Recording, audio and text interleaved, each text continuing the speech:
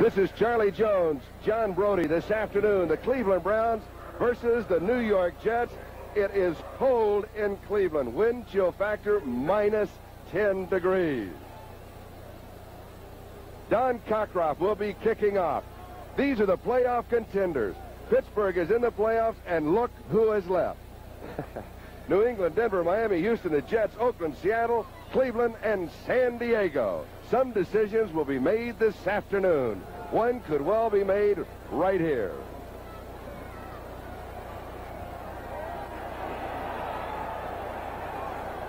Darnell Powell to the 33-yard line. So the Jets will now start on offense with a backfield. Matt Robinson at quarterback. Scott Durking and Kevin Long are the two running backs.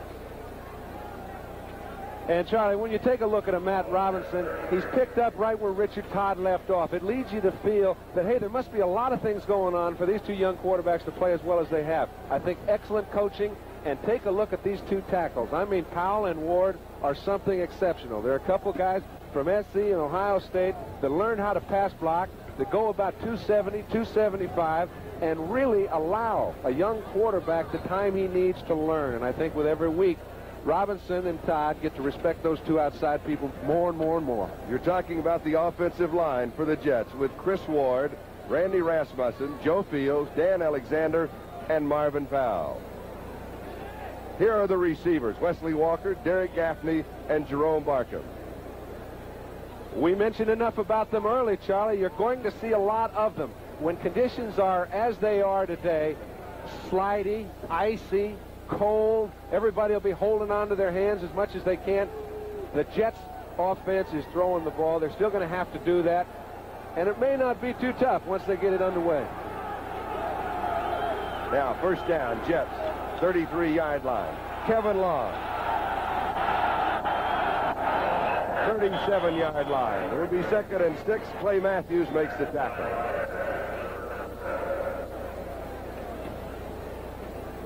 Now let's go back to what you were talking about a moment ago. Chris Ward and Marvin Powell, the offensive tackles. Well, I think very simply, it takes a great tackle, and you don't find very many, quite a while to learn how to be great, how to handle those excellent people on defense, the outside defensive ends. They have two of them. I think it'll allow them to operate better today. 2nd and 6. Kevin Long, the remaining back. Robinson, pump fake. Ball is knocked away. Jets recover it. Mike St. Clair knocked it away. Marvin Powell fell on it, and I believe the officials will rule it an incomplete pass. That will be the call. Back to the line of scrimmage at 37. It will be 3rd down and 6. Here's what happens to a young quarterback on a very cold afternoon. Well, actually, Robinson had enough time if the secondary hadn't covered his receivers very well. Let's take a look at Chris Ward. You see, now Mac Mitchell's a pretty good pass rusher. He just runs him by the pile, allows Matt to stand in there. That time he got beat from the inside. 3rd and 6. Ball game just underway. Minus 10 degrees. Field is frozen. Pass is on target. First down, fumble. Cleveland has the football. Ron Bolton picks up the fumble. The Browns with an early break. I'll tell you, that ball could not have been thrown better. You hear about Walker and Gaffney. He split the zone just perfectly. Darden was a little deep. Good hit just as he caught the ball. Let's take a look. Here's Robinson back to throw. Good protection. Puts it right on the money to Walker. Here comes Tony Peter over. Gets a piece of the ball. As cold as it is, it's just a little slick for him now. Bolton picks it up. Makes a big turnover for the Browns, and they've got it in good field position. So Cleveland goes to work with Brian Sipe at quarterback. He gives to Greg Pruitt. Pruitt slipping and sliding for 10 and a first down. He goes from the 31 of the Jets to the 20. It's a first down. Burgess Owens makes the tackle. Here's that backfield with Sipe, Pruitt, and Cleo Miller. Well, obviously, their personality is getting more to be Brian Sipe, but Greg Pruitt has been the man for them over the past 4 or 5 years. They gear everything they do to him, and I think a lot of the reason that Cleveland isn't in excellent position contention-wise now is because Pruitt's missed so many games.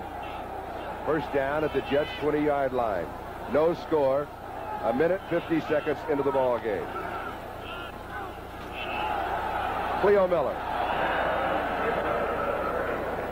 to around the 13-yard line. It'll be second mark at the 14-yard line. A gain of 6. It'll be second down and 4. Here are the receivers for Brian Sipe: Dave Logan, Reggie Rucker, Ozzie Newsome, the rookie tight end. They don't have a great one yet, Charlie, but they may have in Ozzie Newsome. He's a tight end. When you find one with his ability, he'll be more of the offense in years to come. Reggie Rucker and Logan are good. Second down, 4. Throw it.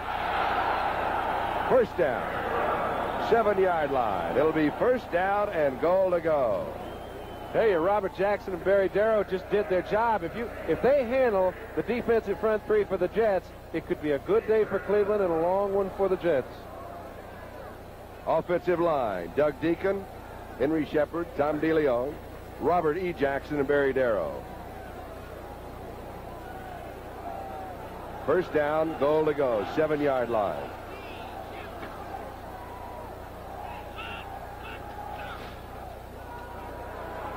Throw it. 5-yard line. A gain of a couple, and it'll be second down, goal to go. Burgess Owens was there, Lawrence Pillars was there, and Schaefer Suggs was the man who made first contact. Defensive front three for the Jets: Lawrence Pillars, Abdul Salam, and Joe Klecko. Salam, very active, very strong. Joe Klecko went into a little lull in the middle of the season. He's now playing up to his form. They need to have a big game out of these two with Lawrence Pillars. They're going to mean a lot to the Jets. You know, Klecko is always out a couple of hours before the ball game. First Jet on the field. Not today. It was too cold. Second down, goal to go for Cleveland. Trying to cash in on Ron Bolton's fumble recovery. Straight shot, Cleo Miller. Around the 2-yard line, where it'll be third down and goal to go. Abdul Salam was there for the Jets, along with almost everybody else. Here are the linebackers: Larry Keller, John Hennessy, Mark Merrill. Again replacing, third week in a row, Mike Hennigan and Bob Martin on the right side. When you talk about Hennigan and Buttle going down, they've got a lot of young linebackers playing. They're playing the kind of defense where when you use 4 linebackers, you've got pre-assigned duties for them to do. They've got to be aggressive. They've got to be active. These guys are that. At the 2-yard line, third down, goal to go. Calvin Hill is in. Excellent receiver. 5 touchdowns, all receiving. Newsome in motion. Calvin Hill into the end zone, but a flag is down.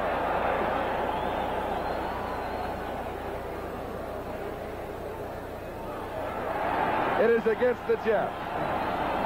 Calvin Hill puts the Browns in front. 31 yards of the drive, 6 plays. Not very often has Cleveland run the ball 45 yards without putting it in the air at some time during the drive. They were able to do so. Their offensive line just controlled the front three for the Jets. They've got 6 on the board. Big break for Cleveland early. Dave Logan to hold Don Cockcroft, who has split the uprights 32 of 34 times for an extra point.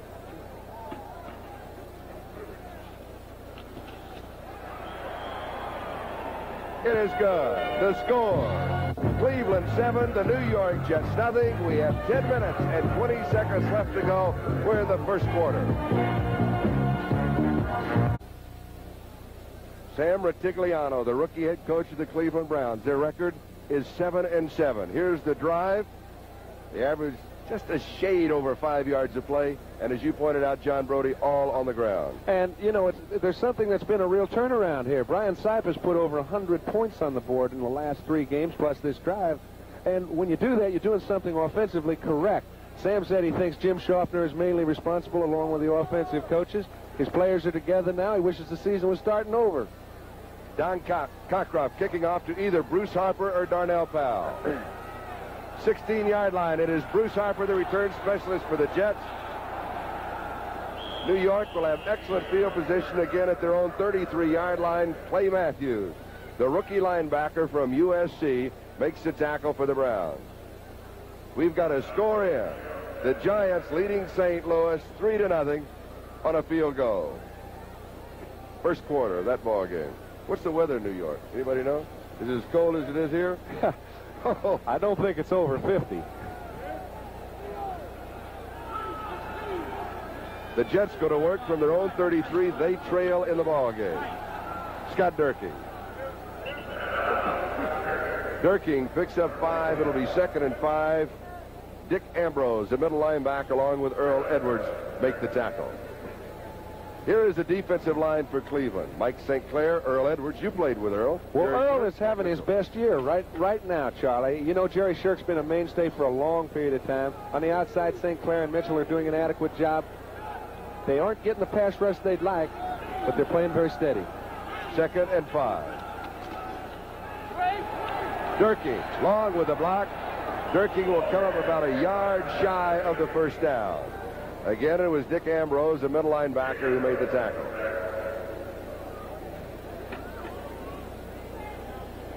Durking from Purdue has a 4.6 yard average. Here are the linebackers.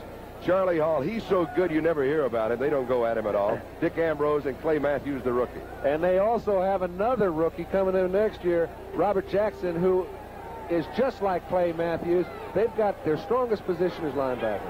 And you'll see Robert L. Jackson when they go to a 3-4. Kevin Long, first down. He'll go close to the 45, where Oliver Davis and Tom Darden were there. Here's the secondary. Ron Bolton, he's starting for the first time in 6 weeks. He had a broken forearm. Oliver Davis, Tony Peters, and Tom Darden, who has 9 interceptions. And I think Tom Darden not only is having his best year, but probably as good as any in the league. The rest of the defensive secondary is very good, but they're going to have their hands full before this day's over. Cleveland leading in the ball game, 7-0. Ron Bolton with a fumble recovery of Wesley Walker. Kevin Long to the 50-yard line. It'll be 2nd down and 5. Clay Matthews and Earl Edwards make the tackle. Now, Matthews is starting at defensive right linebacker in place of Gerald Irons for a couple of reasons. One is that Irons is bothered by a toe injury. Main reason, he was the #1 draft choice. He's from USC, and he is good. And they want to see more of him.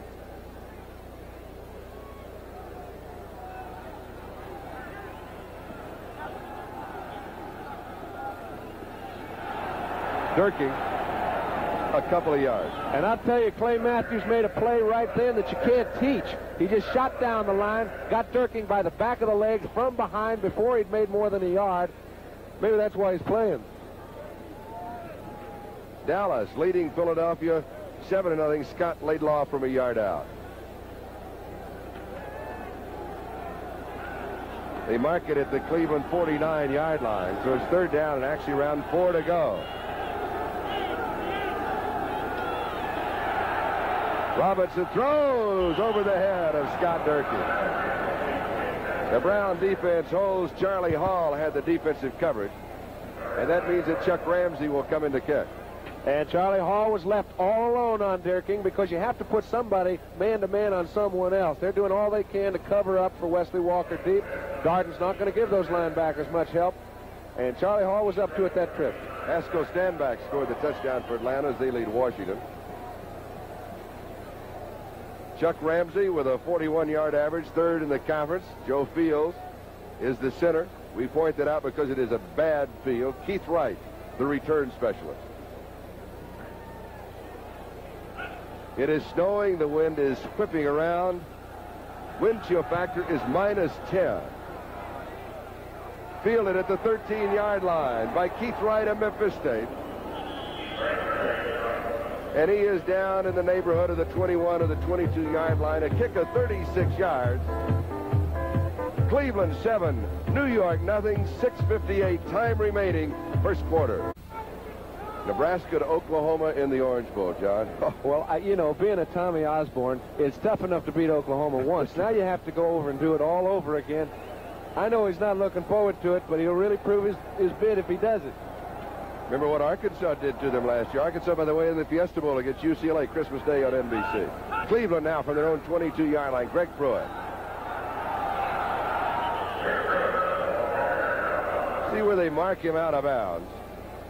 Be around the 26-yard line. John Hennessy was chasing him. So it'll be 2nd down and around 6 to go for Greg Pruitt. Schaefer Suggs on the sidelines trying to stay warm. He's got no case. I got a report from New York City. It is 31 and clear. In Cleveland, it is -10 with a wind chill factor and snow flurries. Brian Sipe from San Diego State. Greg Pruitt has already picked up 25 yards in 4 carries.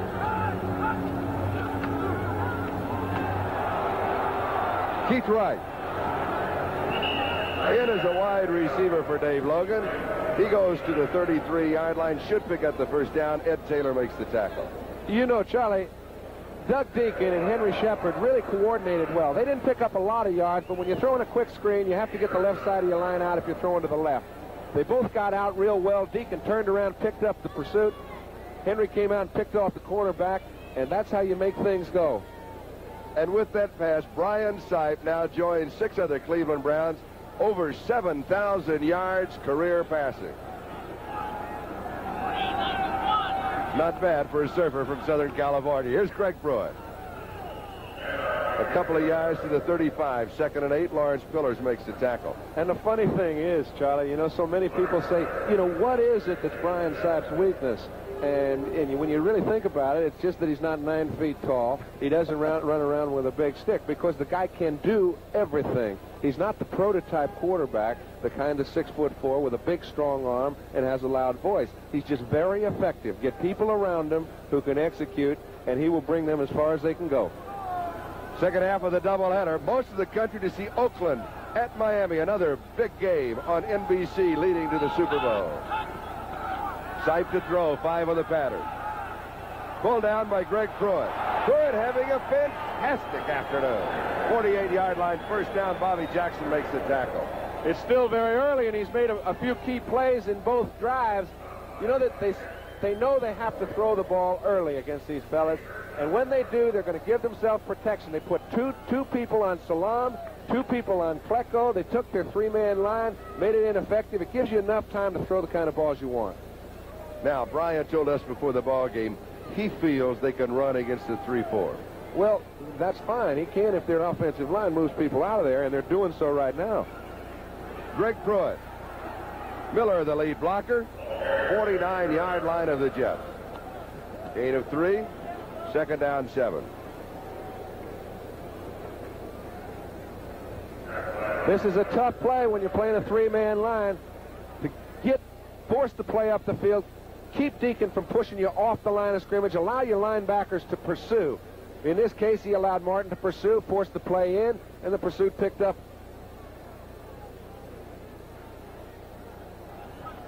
Joe Klecko this year has 9 sacks, 8 last year.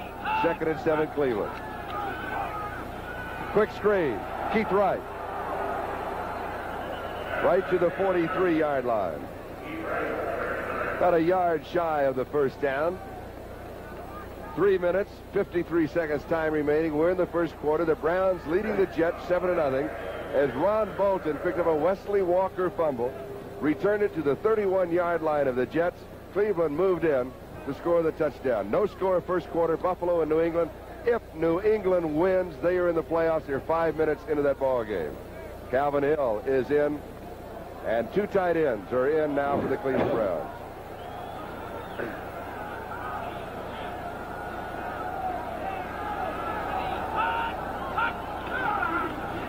Calvin Hill, first down. If he can get to the line of scrimmage, he can lean for 2.5 yards. He just doesn't age, does he? Old folks is playing pretty good. You like that.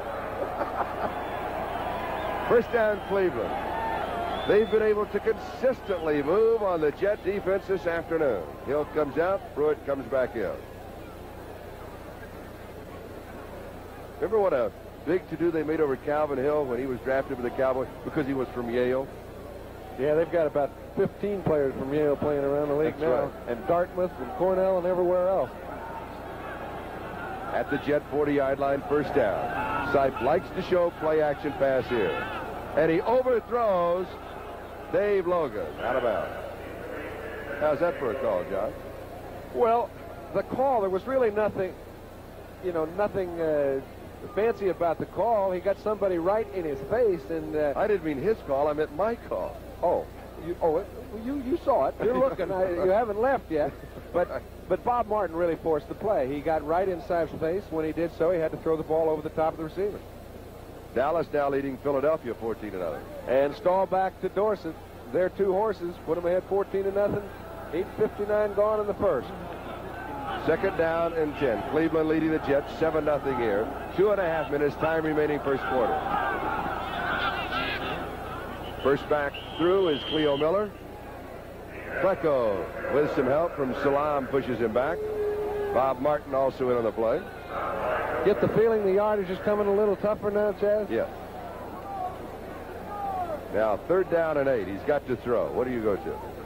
Well, he doesn't have to. There's no law that says he will, but I think if he does throw the ball, they'll try to exploit something on the corners because those linebackers have good drops. They put 8 men in the pass defense, and you must get to them quick. And Calvin Hill, excellent receivers in the backfield. This is the 10th play of the drive.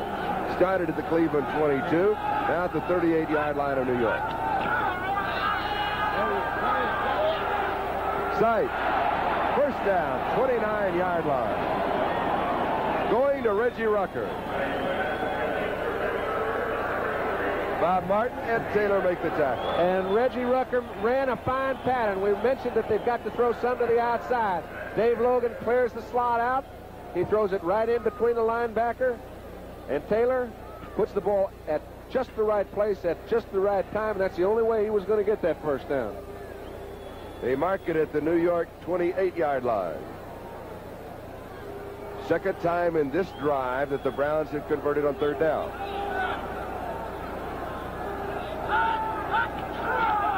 Greg Pruitt. Just inside the 24, Schaefer Suggs makes a tackle. It'll be 2nd down and 6. We never did set the secondary for the Jets. Bobby Jackson and Ed Taylor on the corners. Schaefer Suggs and Burgess Owens defensive safety. And I think one of the biggest improvements in their team is the play of both Schaefer Suggs and Burgess Owens at free and strong safety. These two have been covering the field very well like center fielders, and it's helped on the corners because the linebackers can go out there a little more often than they were able in the past. 30 seconds, time remaining in a fast-moving first quarter.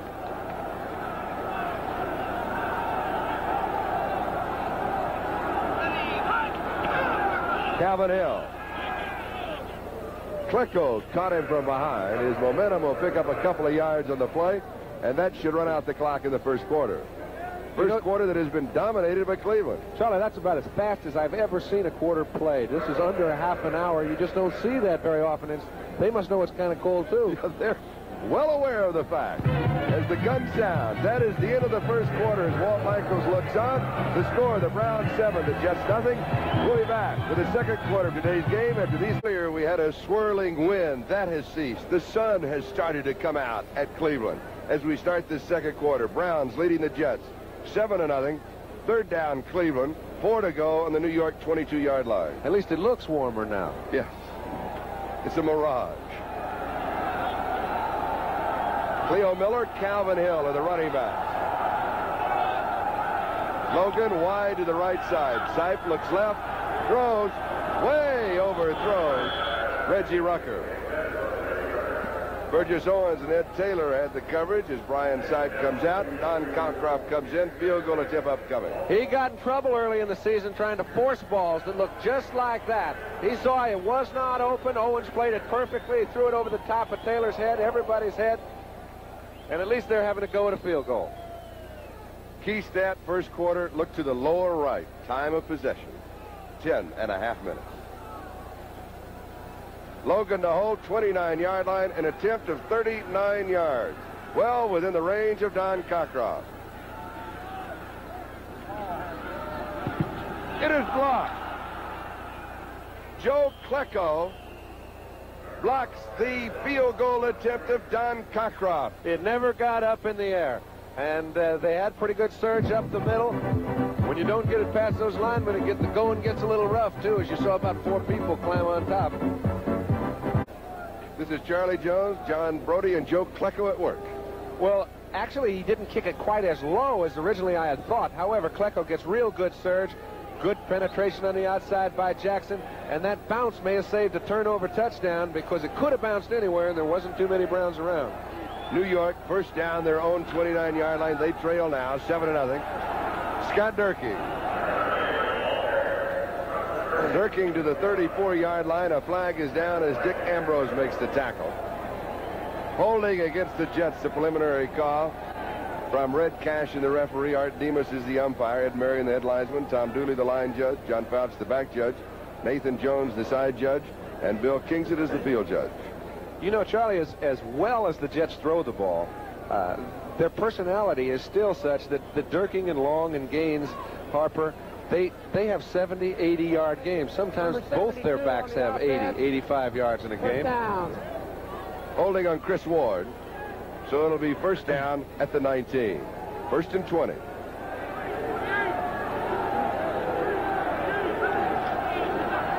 Robinson, a quick out. Pass is complete. Wesley Walker out of bounds. He is out at the 26-yard line. So he gets 7 back. It'll be second down and 13. Don't want to get greedy down there inside your own 20, Charlie. We talked about time of possession. This gives you another comparison of what has happened thus far in the ball game, with the Browns leading the Jets 7-0. 14:41, time remaining, first half. Bruce Harper replaces Scott Durking in the backfield. They show a double wing many times in this situation. Here they go from the eye with Bruce Harper carrying. He'll lose a yard. Earl Edwards, the old pro in his 10th year, makes the tackle. It was a good play by Earl, and it wasn't a bad call, in my opinion, by Robinson. You want to call a lot of change of flow plays, change of direction plays, where your people don't have to make too many cuts, and the defense does. A draw play is one of those, as is a screen, as both teams have thrown a couple of. Clark Gaines and Bruce Harper are now the two running backs. Third down, 14. Robinson will have to throw. Both backs in the block. Robinson goes deep. It is incomplete. Derek Gaffney could not pull it down. It'll be 4th and 14. Chuck Ramsey will come aboard to kick. Telecast this afternoon presented by authority of the National Football League, intended for the private use of our audience. Any rebroadcast or other use of this telecast without the express written consent of the Cleveland Browns and the National Football League is prohibited. Chuck Ramsey from Wake Forest, whose wife, by the way, is the women's tennis coach at the University of Tennessee, will be kicking. No breeze. Keith Wright, return specialist. The rookie from Memphis State is set for the return. 40-yard line. Fakes the reverse. He keeps. He could break it all the way to the 40, 30, and then out of bounds. Larry Keller saves a touchdown. And Larry Keller had a tough play to make, because that play broke about as cleanly as anything I've ever seen. There was a wall with nothing but brown shirts over there. Completely fooled the Jets. They must have seen them run a reverse early. They got double guessed and came up short. Here you go. You see the fake. They've got Jets crossing each other as they form the wall over on the left side. A return of 37 yards for Keith Wright.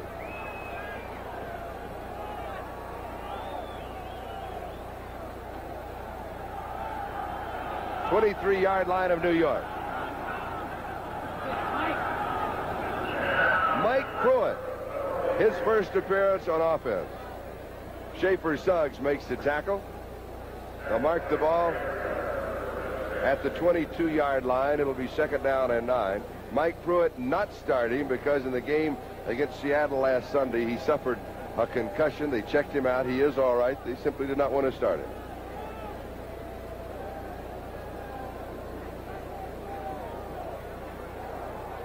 Logan and Rucker, slot left side.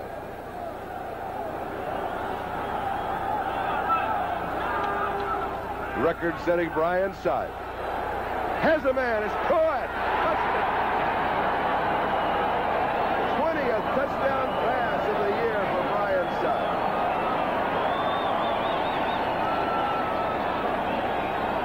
22 yards on the play. That's just about as well a thrown and as well a run pattern as you can run. Here you go. He's trying to get somebody on the backers to split them, get somebody down the field to take out the deep corner man. He gets him on Hennessy. There's no contest once you get one-on-one with a linebacker and Greg Pruitt. 13-0. Extra point yet to come.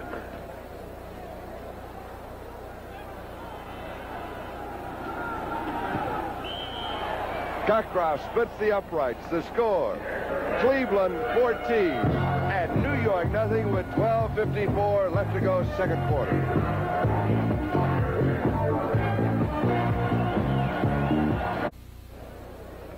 Sam Rutigliano, the head coach of the Cleveland Browns, his rookie year. Browns leading the Jets 14-0, and look at this. After the first quarter, Buffalo and New England, no score. Remember, if New England wins that ball game, they're in the playoff.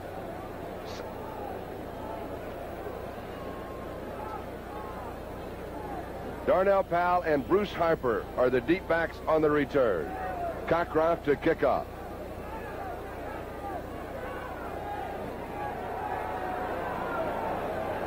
Harper, 17-yard line. Harper to the 30. Returns to the 40-yard line. Ron Bolton makes the tackle. Now New York trailing 14-0. They cannot let it get out of hand. They have to stay close. That's right, and they can't panic either. So, I mean, they have to start taking over the line of scrimmage. They've got a fine offensive line. They haven't had enough of the ball to find out what they can do yet. Their defense has to stop Cleveland's offense for them to get a chance to get back in. Jets go to work at their own 40-yard line. Robinson. All alone is Gaffney. 41-yard line of Cleveland. Derek Gaffney, the rookie from Florida. Flag is down. Darden makes the tackle. Oh, Gaffney was recruited by Florida after he signed. He then helped recruit Wes Chandler, who was a running back. He said, we'll make a great combination. Little did he know Wes Chandler became the wide receiver, and he sat on the bench for a while. He is a fine wide receiver right now, and maybe his exposure or lack of it down in Florida kept him from being drafted as high as he might have been. But Tom Darden can't play the center like he'd like to. He has to be concerned with Wesley Walker. Number 27 on the defense, unnecessary roughness, first down. Unnecessary roughness on Tom Darden. And we mentioned early that it might be a good day for a Gaffney or a Jerome Barkham. You can see Tom Darden coming up late, but he has to stay back. At the Cleveland 26-yard line, first down. Let's save that replay. We'll look at it again. Robinson overthrows everybody. Look at the coverage. I believe he was just throwing it away. Gaffney and Barkham are both down there. Let's go back. Here we have Wesley. He can fly. You know it. All he has to do is go to the post. That holds Tom Darden. And he's alone at the post, too. Well, he is, but that screen isn't very big, and that ball takes a while to get there. I think they could have covered Wesley, but the ball wasn't thrown there. In case you're wondering, we did not save that other replay, so we don't need to worry about it. Wesley Walker, 2 receptions, 31 yards thus far in the ball game. Kevin Long. He'll pick up about 3. Dick Ambrose and Clay Matthews make the tackle. Mark it for 4 to the 22, and it will be 3rd down and 6. Uh-oh. Roland Hooks has run for 28 yards with 13:21 left to play in the second quarter, and Buffalo leads New England 7-0. If and buts were candy and nuts, all of the teams would make the playoffs this year. It's going to come down to next Sunday. 3rd and 6 for the Jets. They trail 14-0. Robinson, he is down. Mike St. Clair with the first sack of the ball game for the Browns. They're 27th on the year. Charlie, he counts on getting a little more time. He stands in that pocket tall. They make no effort to get outside and scramble. And when he doesn't get up to 3 or 3.5 seconds to throw the ball, his pattern doesn't develop, and that's the result. Pat Leahy is in from the 35-yard line. A kick of 45 yards. Now, Leahy has hit 77% inside of 50 yards distance. And he hits this one from 45 yards out. And that is to get on the board. Keeps him from being run out of the ballpark. 45 yards is equal to about 50 on a good day. That was a fine kick. Cleveland 14, the Jets 3. We'll be back in a moment. My old alma mater, University of Arkansas, the Razorbacks against UCLA at the Fiesta Bowl on NBC Christmas Day. Larry Collins on the return. Around the 28-yard line. Clark Gaines, who has been the captain of the specialty teams for the Jets in the last 4 ball games, makes the tackle. Now, there's the score, 14-7. Clark Gaines, the last 2 years, leading rusher and leading receiver for the Jets, now in the specialty teams, now the captain. It shows you they think they have something going. And when you get everybody doing what they can to help a group, your team does better. And that's possibly why the Jets are where they are today, with a chance to get in the playoffs. Cleveland now from their own 28-yard line. Brian Sipe has completed 5 of 7, 57 yards. Sipe, play action. Rucker. Knocked down by Bobby Jackson, 45-yard line, first down.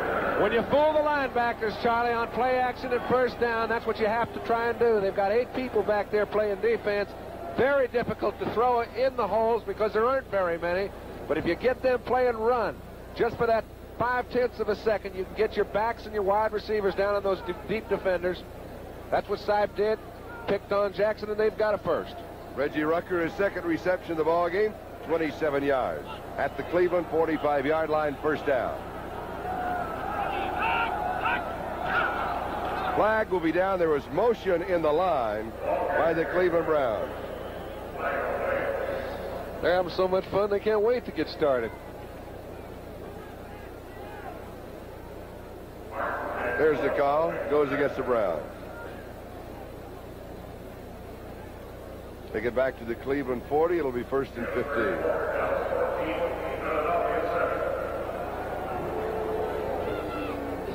Ten minutes, 34 seconds time remaining in the second quarter. Illegal motion, number 82 on the offense. Ozzie Newsome, right side of the screen. Oops, sorry, Ozzie. Rookie mistake. He is going to be a good one. Woo. Has already made the UPI All-Rookie team. Go ahead, John. No, you know, for those at home who know that a tight end can move. Flag is down. He must come to a stationary position, and that's what he didn't do before they snapped the ball.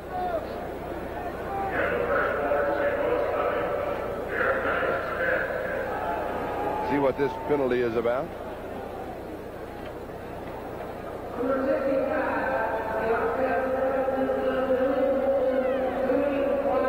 Second down. The call was on left guard Henry Shepard. Refused. Second down, 14. First time in the ballgame, he's gotten a little sloppy. Well, it's a big drive for the Jets, Charlie. It has gotten a bit sloppy. You get a little anxious sometimes when everything you try is working. Sipe to throw. 5 on the pattern. Over the head of Dave Logan, but Logan slipped when he made his cut.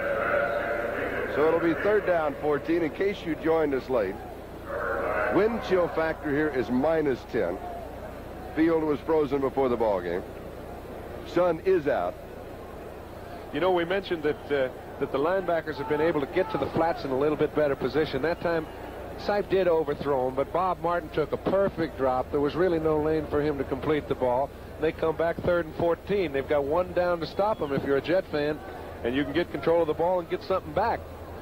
And the Browns bring in Calvin Hill. Excellent receiver. Scored the first touchdown of the ball game. 5 on the pattern. Going deep. Pulled in. Ozzie Newsome, the tight end from Alabama. Boy, that's about the hardest pass in the game to catch. You're running blind through the secondary. The ball has taken quite a while to get there. Ozzie Newsome is recognized as a real find. Watch him get off the line of scrimmage, gets down, he's splitting through the zone. Sipe lays the ball up rather high. I'll tell you, Burgess Owens, if he'd gotten there a little bit quicker, could have disjointed Newsom. As it was, he made a great catch, and they kept control of the ball.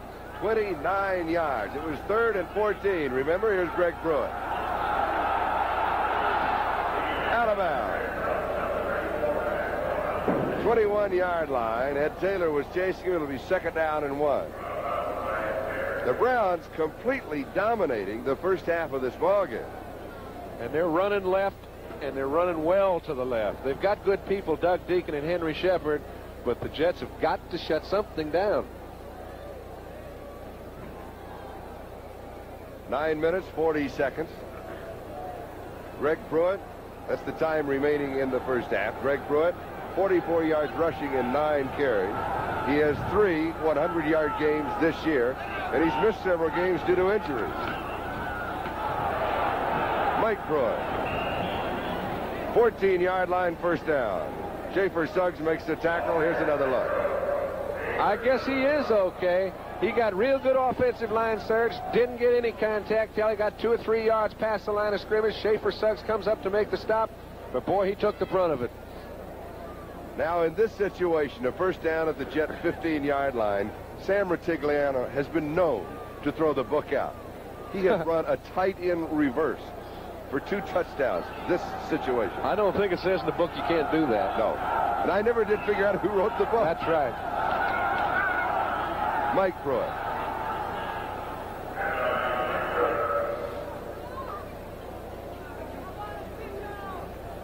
A gain of 3. 2nd down and 7. 12-yard line. Now the wind has started to whip around again here in Cleveland. And it is still cold. That's a lovely little factor to throw in there.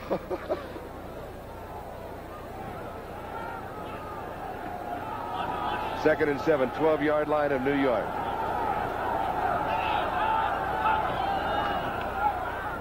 Sipe waits.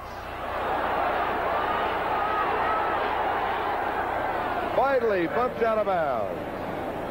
Mark Merrill is the man who got him as Brian Sipe slipped out of the arms of a would-be sack. And Brian Sipes did a lot. I mean, Merrill made a fine play just to get back into it because Klecko's got a good grip on Sipes. When he loses it, their team also loses containment. You see Merrill start to stutter step, and now he really has to bust his hump. If he doesn't, Sipe picks up a first. Now it's 3rd and 4. 9-yard line.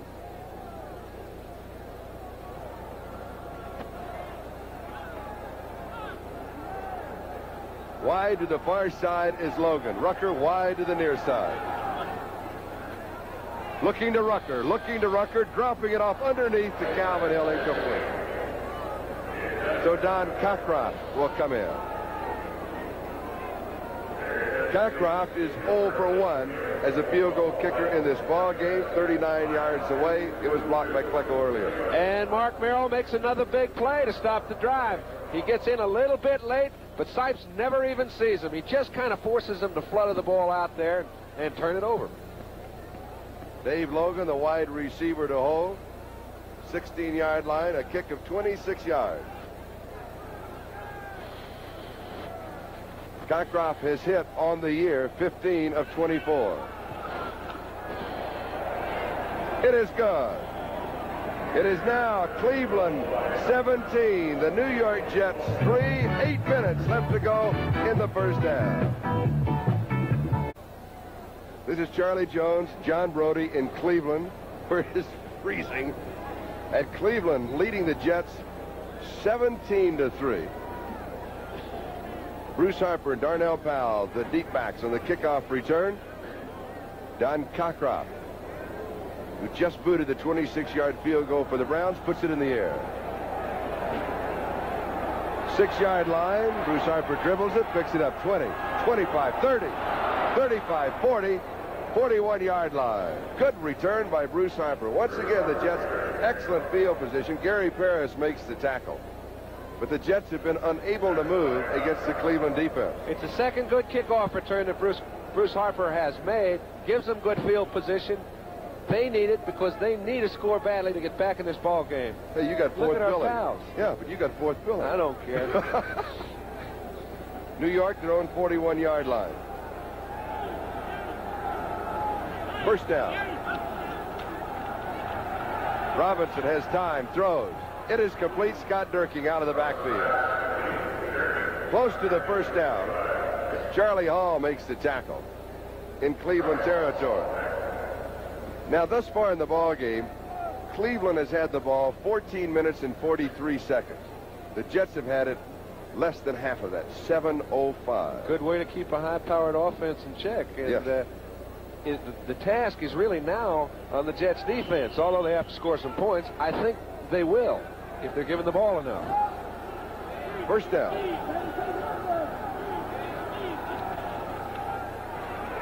Robinson drops this off to Durking.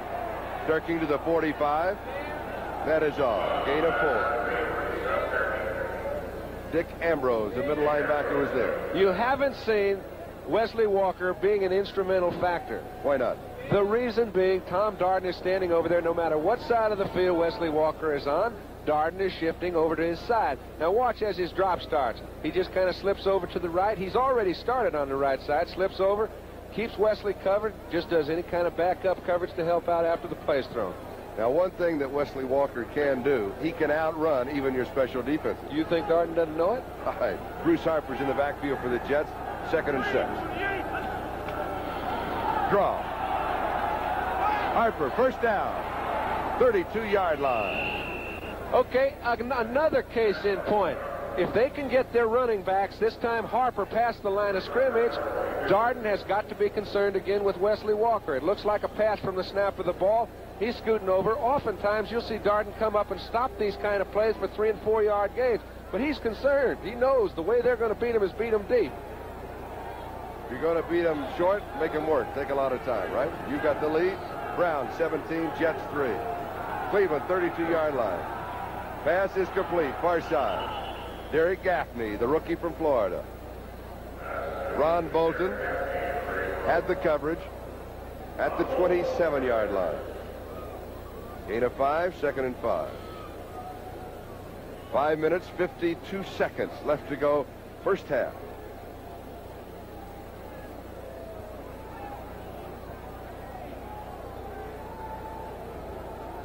The Jets rushing a total of 39 yards compared to Cleveland's 76. Durking. 18-yard line. Now they've had the ball a long enough time during this drive to get the feel of what's going on defensively for the Browns. They're starting to move the ball. They're throwing it around the infield. They're giving the ball to Durking. Couple of draw plays. And Buffalo now is tied by New England, 7-7 in the second quarter. Sam Bam Cunningham scores. Leahy loosening up just in case.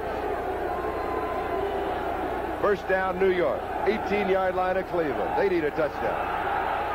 Robinson is sacked. 27-yard line. Play. Clay Matthews got him. Second sack of the ball game for the Browns. Cleveland does not blitz very often. They haven't too long. Gerald Irons is an excellent cover. They know Clay Matthews has great ability. I even had a chance to play about 2 weeks with his father before he retired. That shows you what age we're getting. But this guy has all the physical ability. We're going to see it one more time. He gets there before he even gets set up. Over the top of the back, into the quarterback's lap. 2nd and 18, 5 men in the secondary. 4-man rush.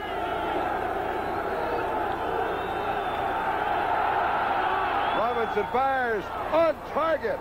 You wondered where he was? Well, there he is, Wesley Walker.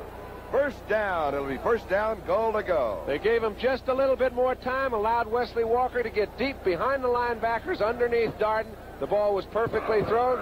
They come up with a big play, gives them a chance to get back in the ball game. Look at the control of the body by Walker. To catch a ball going across the middle when it's thrown behind you is a talent that is very hard to teach.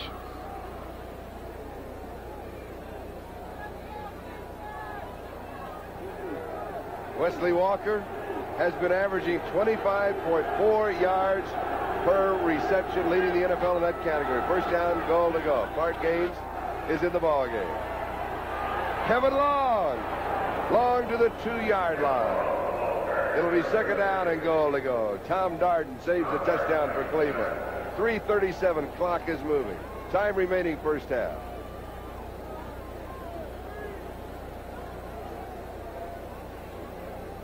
Upcoming the 9th play of this drive. And it all started with Harper's return to the kickoff. You give a group a good field position, and they're liable to take advantage of it.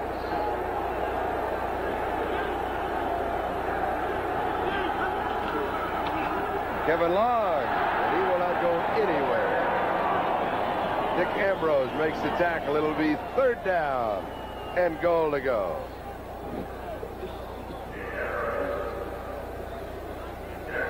Loss of a yard. Biggest play of the game so far, Charlie, coming up. Third down and 3. If they get the ball inside the 1-yard line, I do believe they'll have a go at scoring 6. Otherwise, I think they'll settle for 3. Bruce Harper comes in. Durkee comes out.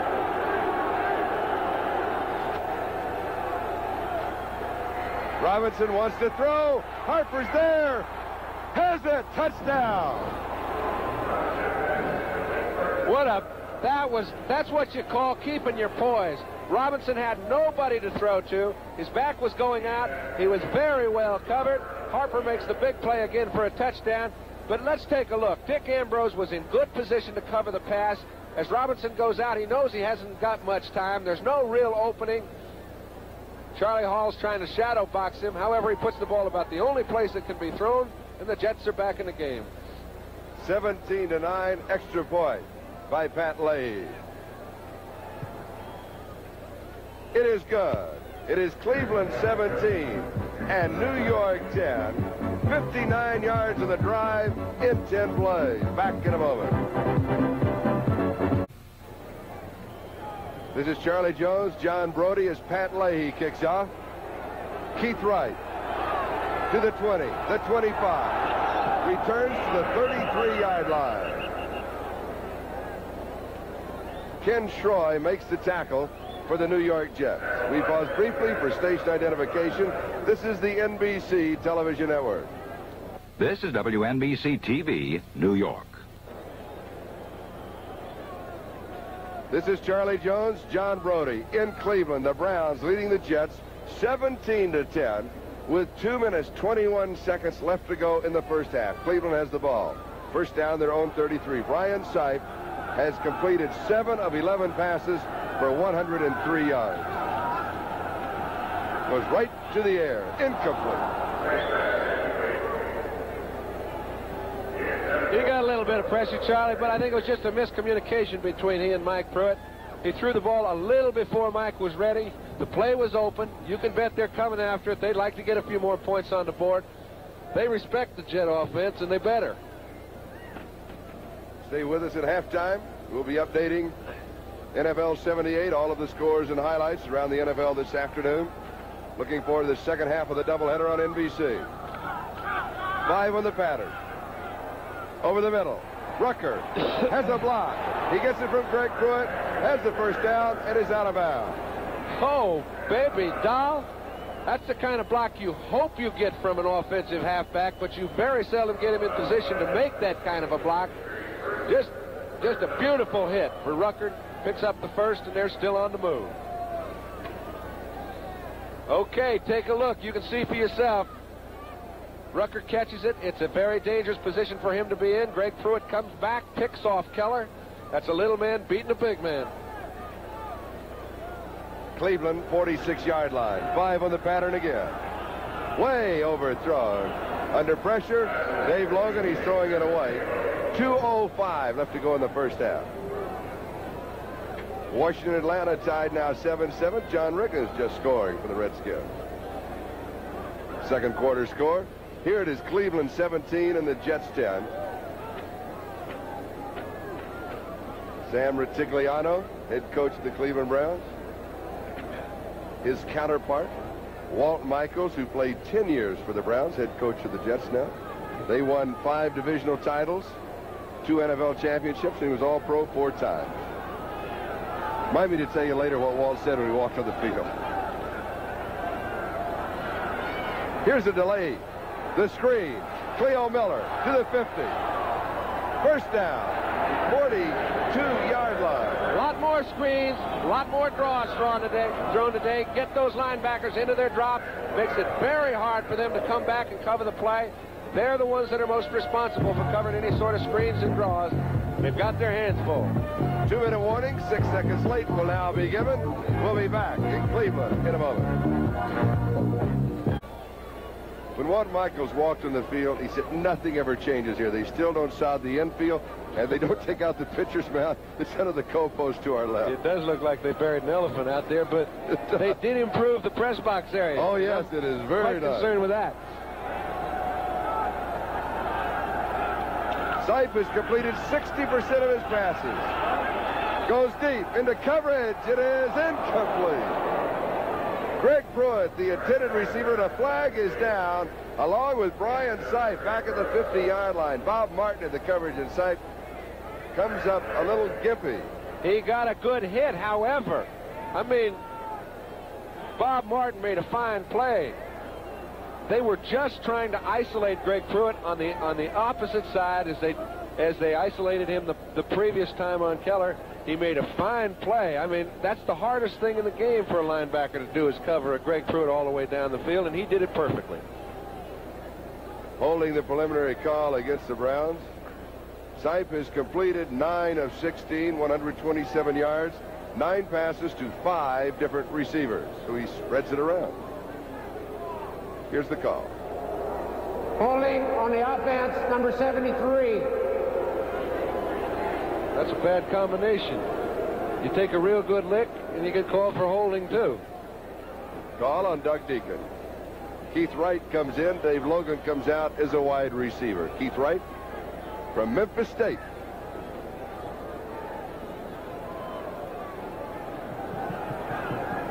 The site of our director, John Gonzalez, big man at Memphis State. Rutgers shows motion. Under pressure, Sipe barely gets it off. Greg Pruitt. Pruitt to the 49-yard line of the Jets. And he found a way to get out of that trap. I would have taken my hat off, and if Reggie Grant hadn't been there to pull him down finally, he would have. We've got a timeout by the Cleveland Browns with the score, Cleveland 17 and the Jets 10.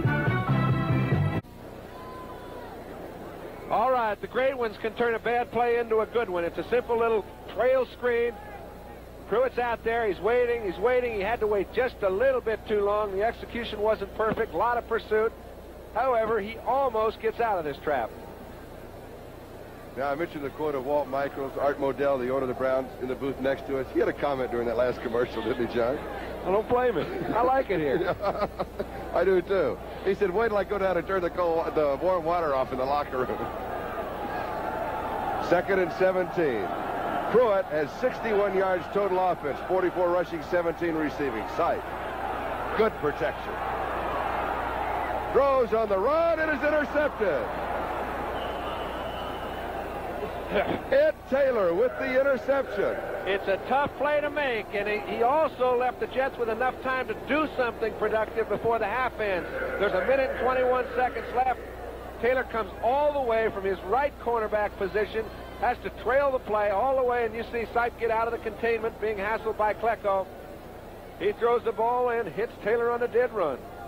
Jets had the ball on their own 25-yard line. First down, trailing 17-10. With 1:21 left in the first half. Turnovers are now equal. Ed Taylor with the interception.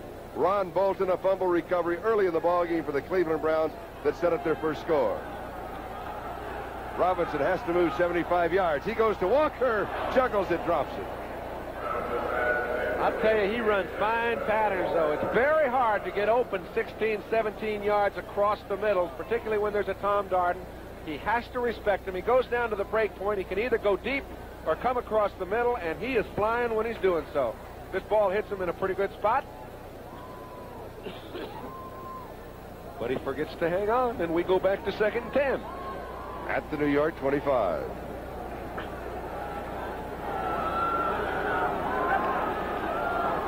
Robinson sends 5 on the pattern. Goes deep.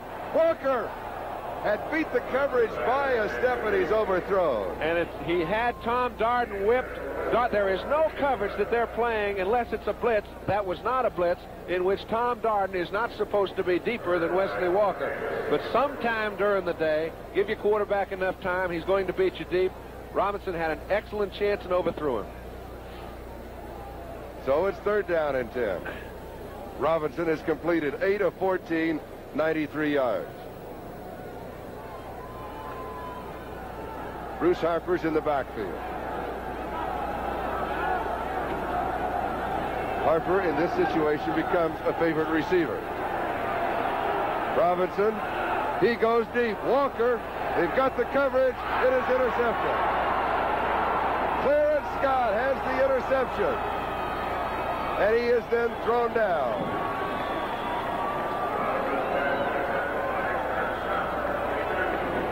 Well, you give them about 7 cents for having a go at it. They threw 2 real deep balls, 1 perfectly thrown ball over the middle in that drive. Clarence Scott comes up with it with 55 seconds left. But you can see Darden trailing on the play down here with Jerome Barkham. Robinson gets out of trouble. As he does so, he throws a jump center down, trying to get to Wesley Walker. Just a little short this time. He gets it picked off. So Cleveland has the ball. With 55 seconds left to go in the first half at their own 20-yard line, they've got a first down. Browns leading the Jets by a score of 17 to 10.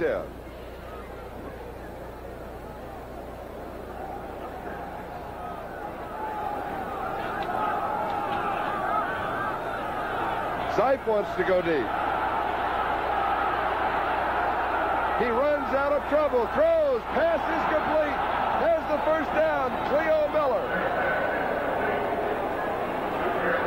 That is really being nifty, Charlie. When you can get out of that kind of trouble, he knew he had no case at all.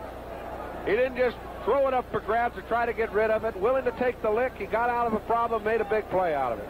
He picks up 12, a first down. They take a timeout. We look again. He was trying to go to the left. However, he was covered to the left side. They got pretty good penetration. He got out from underneath, put it where it had to be thrown, and Cleo Miller picks up the first.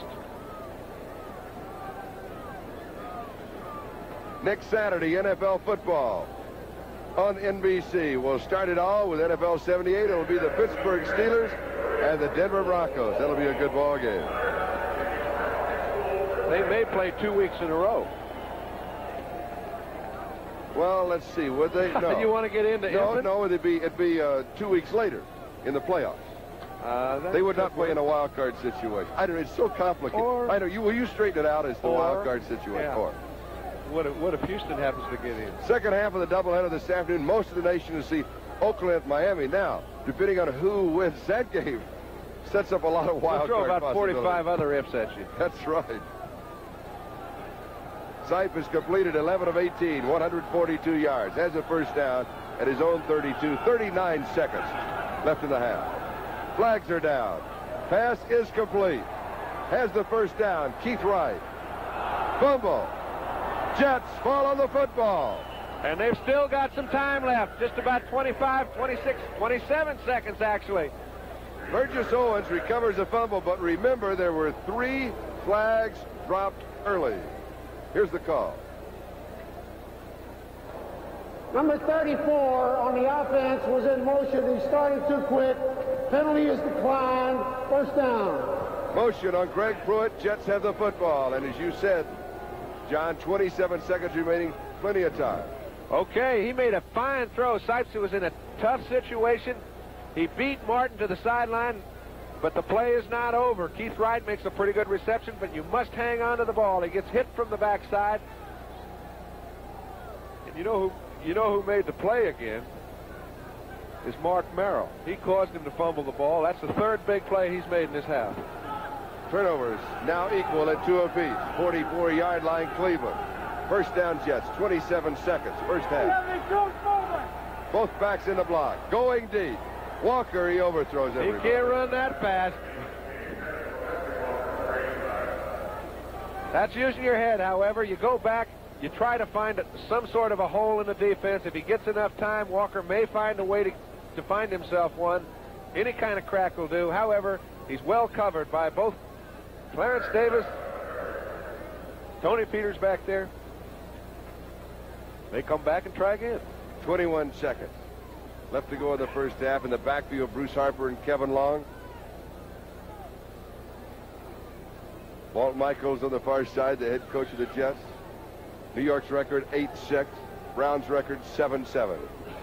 Both in the playoff picture.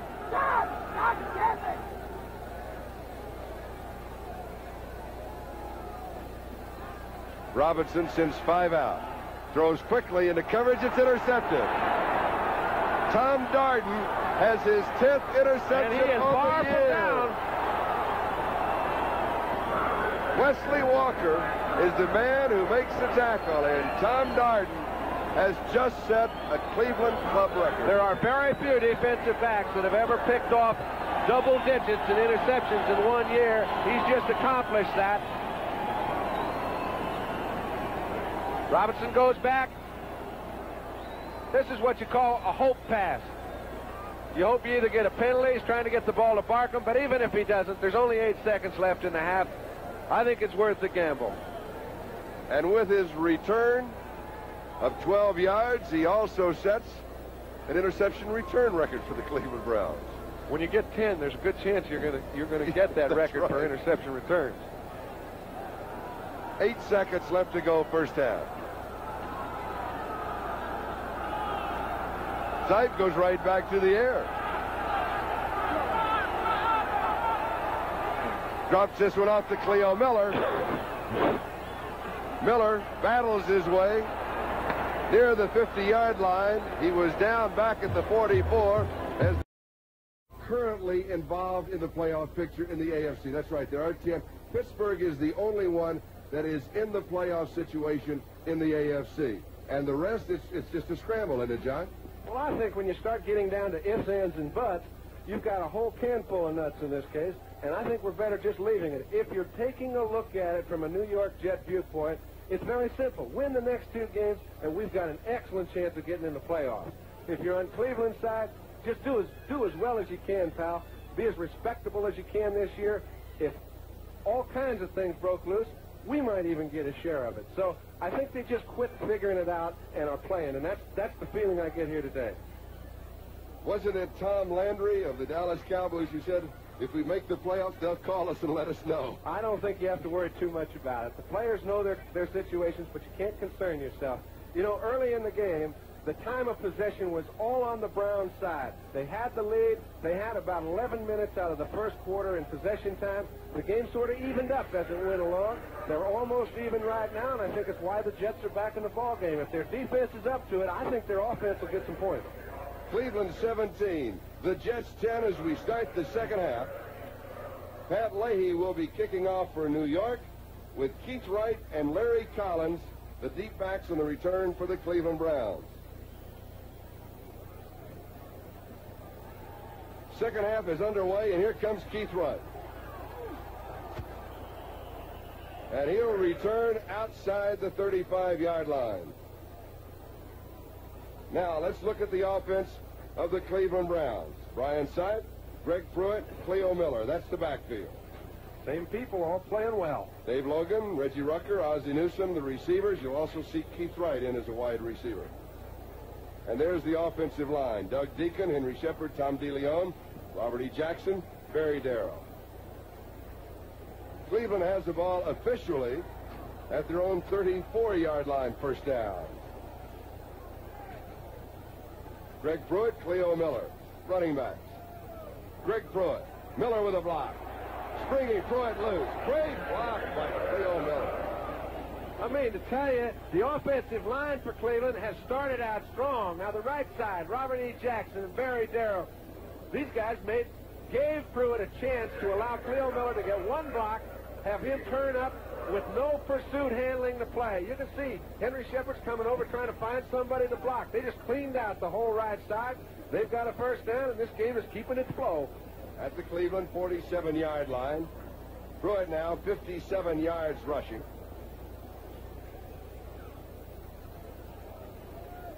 Pruitt is the eye back. Miller, first back through, quick opener. Back-to-back first down. 36-yard line of the Jets. Schaefer Suggs makes the tackle. Defense for the Jets. On that front three, there's been a change at left end. Now, Greg Robinson has replaced Lawrence Pillars. Abdul Salam in the middle and Joe Klecko on the right side. Linebackers the same: Larry Keller, John Hennessy, Mark Merrill, Bob Martin. First down, Cleveland, New York 36. Greg Pruitt. He has 4 to the 32.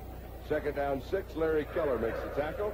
The Jets secondary: Bobby Jackson, Ed Taylor on the corner, Schaefer Suggs, Burgess Owens at the safety. 32-yard line of New York. Second down and 6. This is the way Cleveland started out their first possession of the ball game. Keep the ball on the ground, get all the players warm, then we'll see what we can do. Rucker wide to the far side. Dave Logan wide to the near side. Pruitt. Fumble picked off in the air by Cleo Miller. Cleveland retains possession. Man, that's what you call having the wheels spin in your favor, because as that ball was fumbled in the air, there was only one man that could have grabbed it for the Browns, that being Miller. It popped straight up in the air. There were 3 or 4 Jets around. The brown shirts came down with it. Burgess Owens was in a great position to get the ball. It just bounced in the right spot, and they keep control. And Joe Klecko and Abdul Salam were both shaken up on the play. It'll be third down and a couple officials' timeouts. Salam is coming out. Joe Pellegrini will replace him. Double tight end for the Cleveland Browns as Gary Paris comes in. Well, they need Abdul in there. He is playing good football for them. He shut him down pretty well in the second quarter. We'll try and get a report on the injury to Salam. Calvin Hill is in the backfield.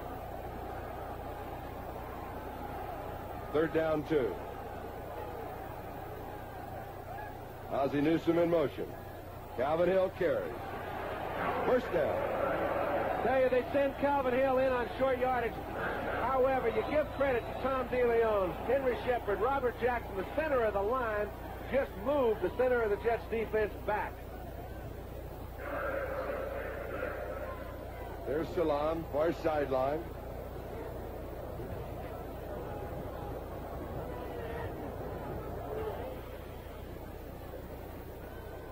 Washington, Atlanta tied at halftime, 10-10. Big game for both those teams. Yes. Talk about playoff possibilities and wild cards.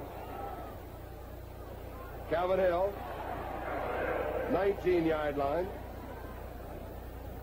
A gain of 4, second and 6. Schaefer Suggs makes the tackle. You know, I'm impressed the way Cleveland's coming after New York. It surprised me a little bit. You know, they're 7-7. Any chance at a wild card spot, and in this kind of weather, I think they've played as well as they've played all year offensively, and it's a hard thing to do in this kind of weather.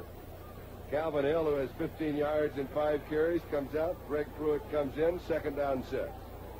19-yard line of New York, opening drive, second half. Browns lead at 17-10. Cleo Miller. Miller cuts back. Miller to the 5. 4-yard line. Schaefer Suggs makes the tackle. It'll be first down, goal to go. Offensively, they are really ripping the defense of the Jets apart up front. A guy like Cleo Miller and Pruitt, they can pick up yardage for you if you give them a crack. Their linemen have been doing that, forcing the defensive backs to cover. I mean, Burgess Owens is there to cover passes. When he has to make fine tackles to save touchdowns, their defense is hurting. Just inside the 4-yard line of New York. First down, goal to go, Cleveland.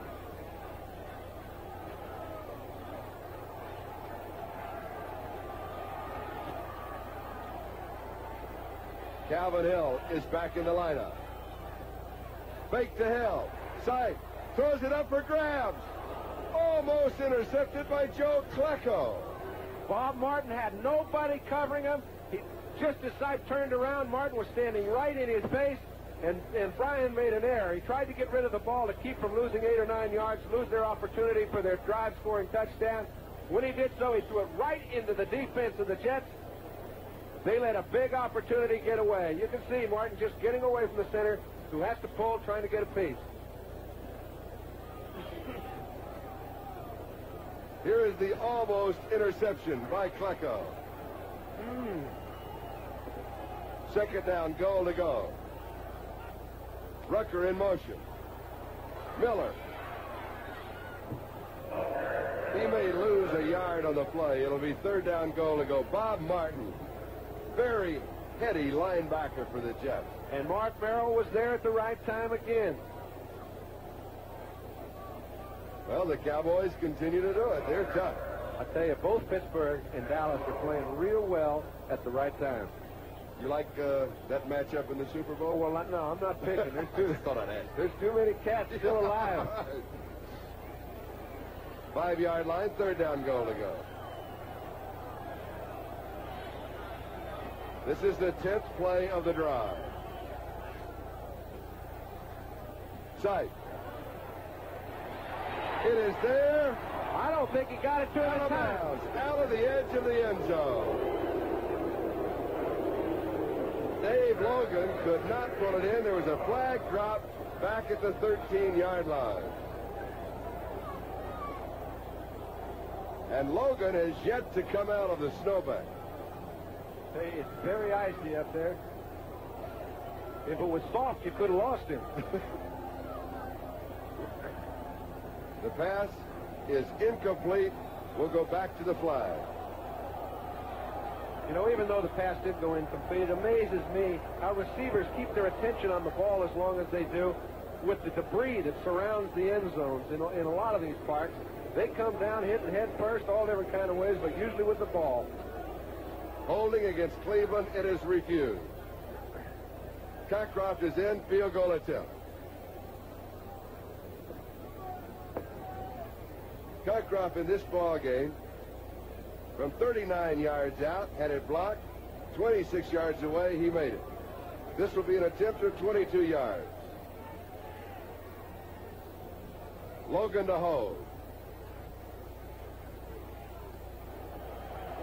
It is good. Cockcroft now has booted 2 field goals. The Browns lead the Jets 20-10. 9:51 left to go, third quarter. The drive to the field goal took 5 minutes and 9 seconds of the third quarter. Looks like a replay of the first quarter. They started out, kept the ball on the ground, did the same thing at the start of the second half. Cockcroft's kick is low. Clark Gaines picks it up at the 30. Gaines returns to the 43-yard line, where New York will move on offense. Looked like a simple play by Gaines, but handling that ball that was going along the ground could very possibly have been worth about 20 to 25 yards. Offense for the Jets. Matt Robinson, Scott Durkin, Kevin Long, that's the backfield. The receivers, Wesley Walker, Derek Gaffney, Jerome Barkham.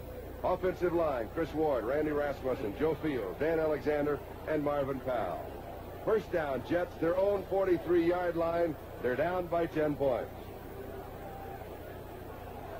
Robinson throws. Walker drops it at the 41-yard line, and he was in the clear. Hey, he has run the same pattern across the middle off play action or straight drop back passes 5 times. He's been open every time. Robinson's missed him once, hit him the other 4. He's dropped 2 and fumbled 1. Now that play is still there, but you must execute. Second down 10. New York, their own 43. 9:40 left to go, third quarter. Kevin Long. He'll have 3 yards to the 46. It'll be third down 7. Earl Edwards makes the tackle. Here's the defense for Cleveland. Mike St. Clair, Earl Edwards, Jerry Shirk, Mac Mitchell, front 4. Linebackers, Charlie Hall, Dick Ambrose, Clay Matthews. Secondary, Ron Bolton, Oliver Davis, Tony Peters, Tom Darden. Bruce Harper replaces Scott Durking in the Jet backfield. 3rd and 7.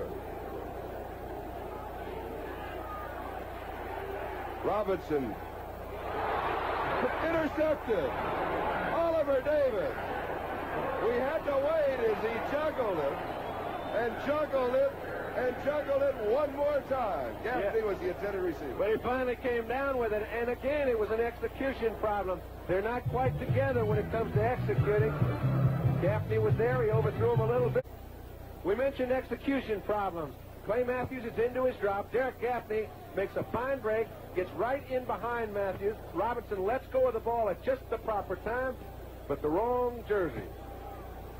And they've got a 1st and 10 on their own 36-yard line with a 10-point lead, and that's important.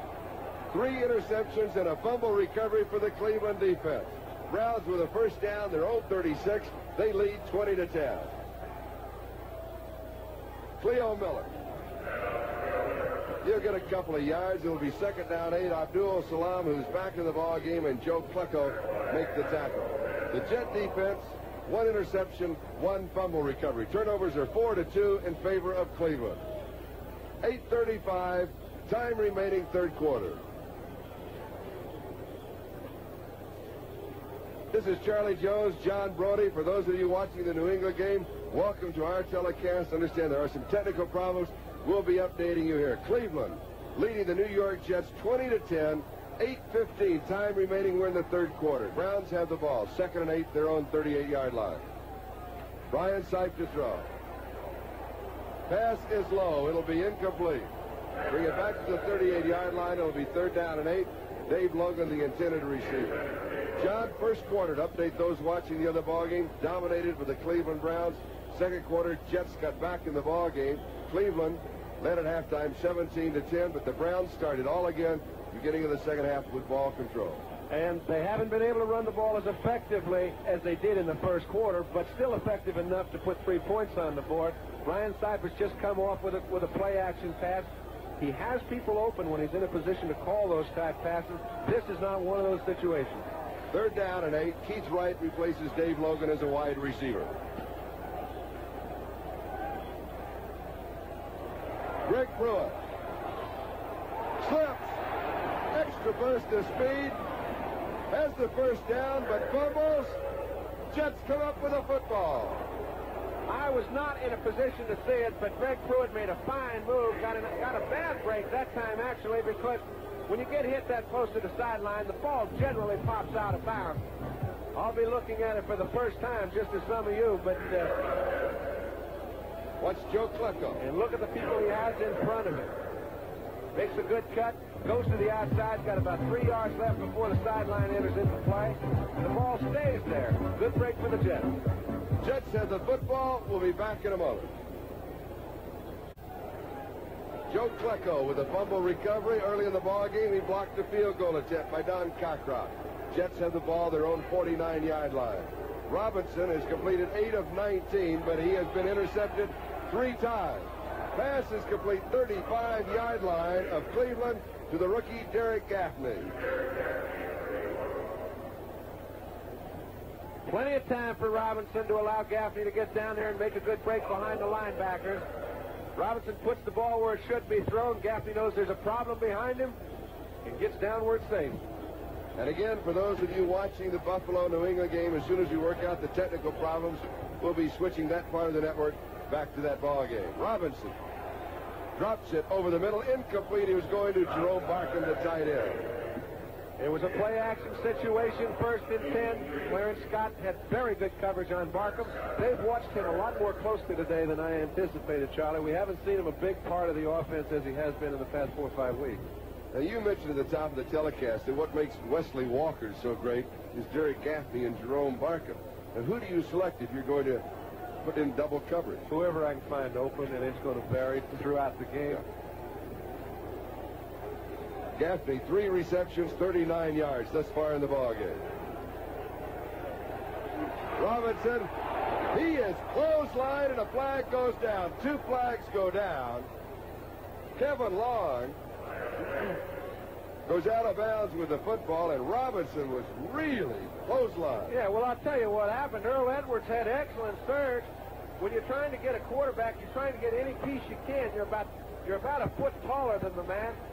As Earl gets in there, he sees Robinson move to the right. He just tries to get anything he can. He gets a hold of the face mask. It flies about 20 yards up the field. It's an unfortunate break. It's not an intentional roughness. It's just that you cannot grab that face mask. You're getting any piece you can when that quarterback's moving around back there. I don't know how Robinson got the ball off and completed it on top of that.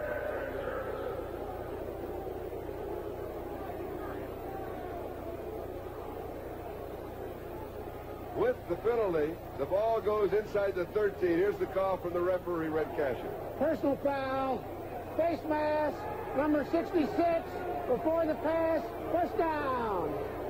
It'll be a first down at the Cleveland 13-yard line. Now, in that case, the penalty is added to the end of the play. Complete pass to Kevin Long, then the penalty is added on, taking it to the 13-yard line of Cleveland. Jets trailing by 10. Scott Durkee. And pushing was Chris Ward. Pushing back was Mac Mitchell. Dick Ambrose made the tackle. That pushing after the play doesn't cost much. And they had pretty good surge up front. 3 or 4 yards down there is all you need. Chris Ward got off well on the ball. It gets tough down there in the pit. If you can hold a defensive end up like he did Mac Mitchell, your back can make a few. Now, Bruce Harper's in the backfield. He has caught Robinson's only touchdown pass in the ball game. Second down set. Over the middle to Harper, incomplete. Threw it a little too high. Well, I think if Harper had another opportunity to look for it a little faster, he would have brought it down. However, just as he came out of his break, the ball was sitting in his face. He couldn't react to it. I think it was more a little early than a little hard. We pause briefly for station identification. This is the NBC television network. This is WNBC TV, New York. This is Charlie Jones, John Brodie in Cleveland. Browns leading the Jets 20-10. 6:26 time remaining, third quarter. Jets threat, 3rd and 6. Browns 9-yard line. Barkham in motion. Robinson scrambles, gets the pass off. It is intercepted. Dick Ambrose. 4th interception for the Cleveland Browns.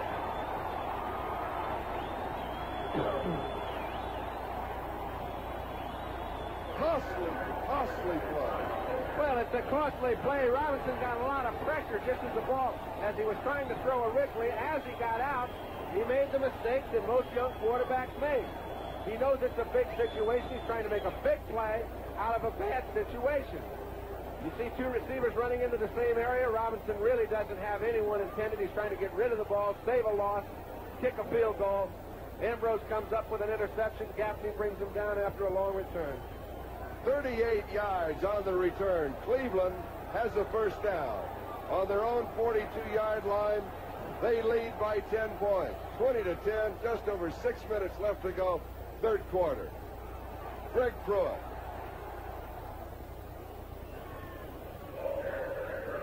Pruitt to the 46-yard line. It'll be 2nd and 6. Abdul Salam makes the tackle.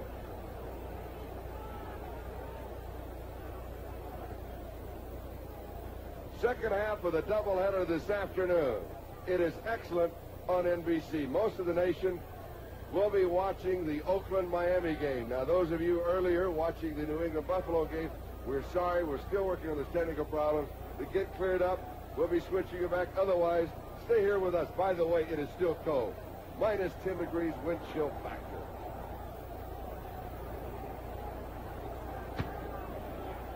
Second and 6, Cleveland. Sipe makes a pitch at the reverse. Newsome is tripped up. Good defensive play by Joe Klecko. And good call, John. Well, Klecko, yeah, he made a good play. It's like the Jets know that Newsome's going to run a reverse, but it doesn't do him a whole lot of good because they don't know when he's going to run it. Sipe calls it at just the right time. They pick up 4 or 5 yards. They've got a 3rd down and 3 now, and Ozzie Newsome can run with the ball. He's a fine receiver, and I think as years go by, you'll see him being a real big personality for Cleveland. In fact, on the year, 12 carries, 93 yards, including 2 touchdowns. That's good. Dallas continues to run away from Philadelphia. 3rd and 3. Pruitt. Excellent running, 43-yard line, first down. He is really getting some help from all his people, his wide receivers, his backs, his linemen, and you give him an opportunity to get into the secondary just a little bit, and he's going to get the max. 87 yards for Greg. Field is frozen. Doesn't seem to bother him. I think there are sections that are frozen, and I think there are others that are very workable. I think he's got pretty good footing. Of course, he may be living in a different world, some of the moves I've seen him make, so maybe it doesn't affect him. First down at the New York 43. Sipe to throw. Deep to Rucker. Has it. 8-yard line.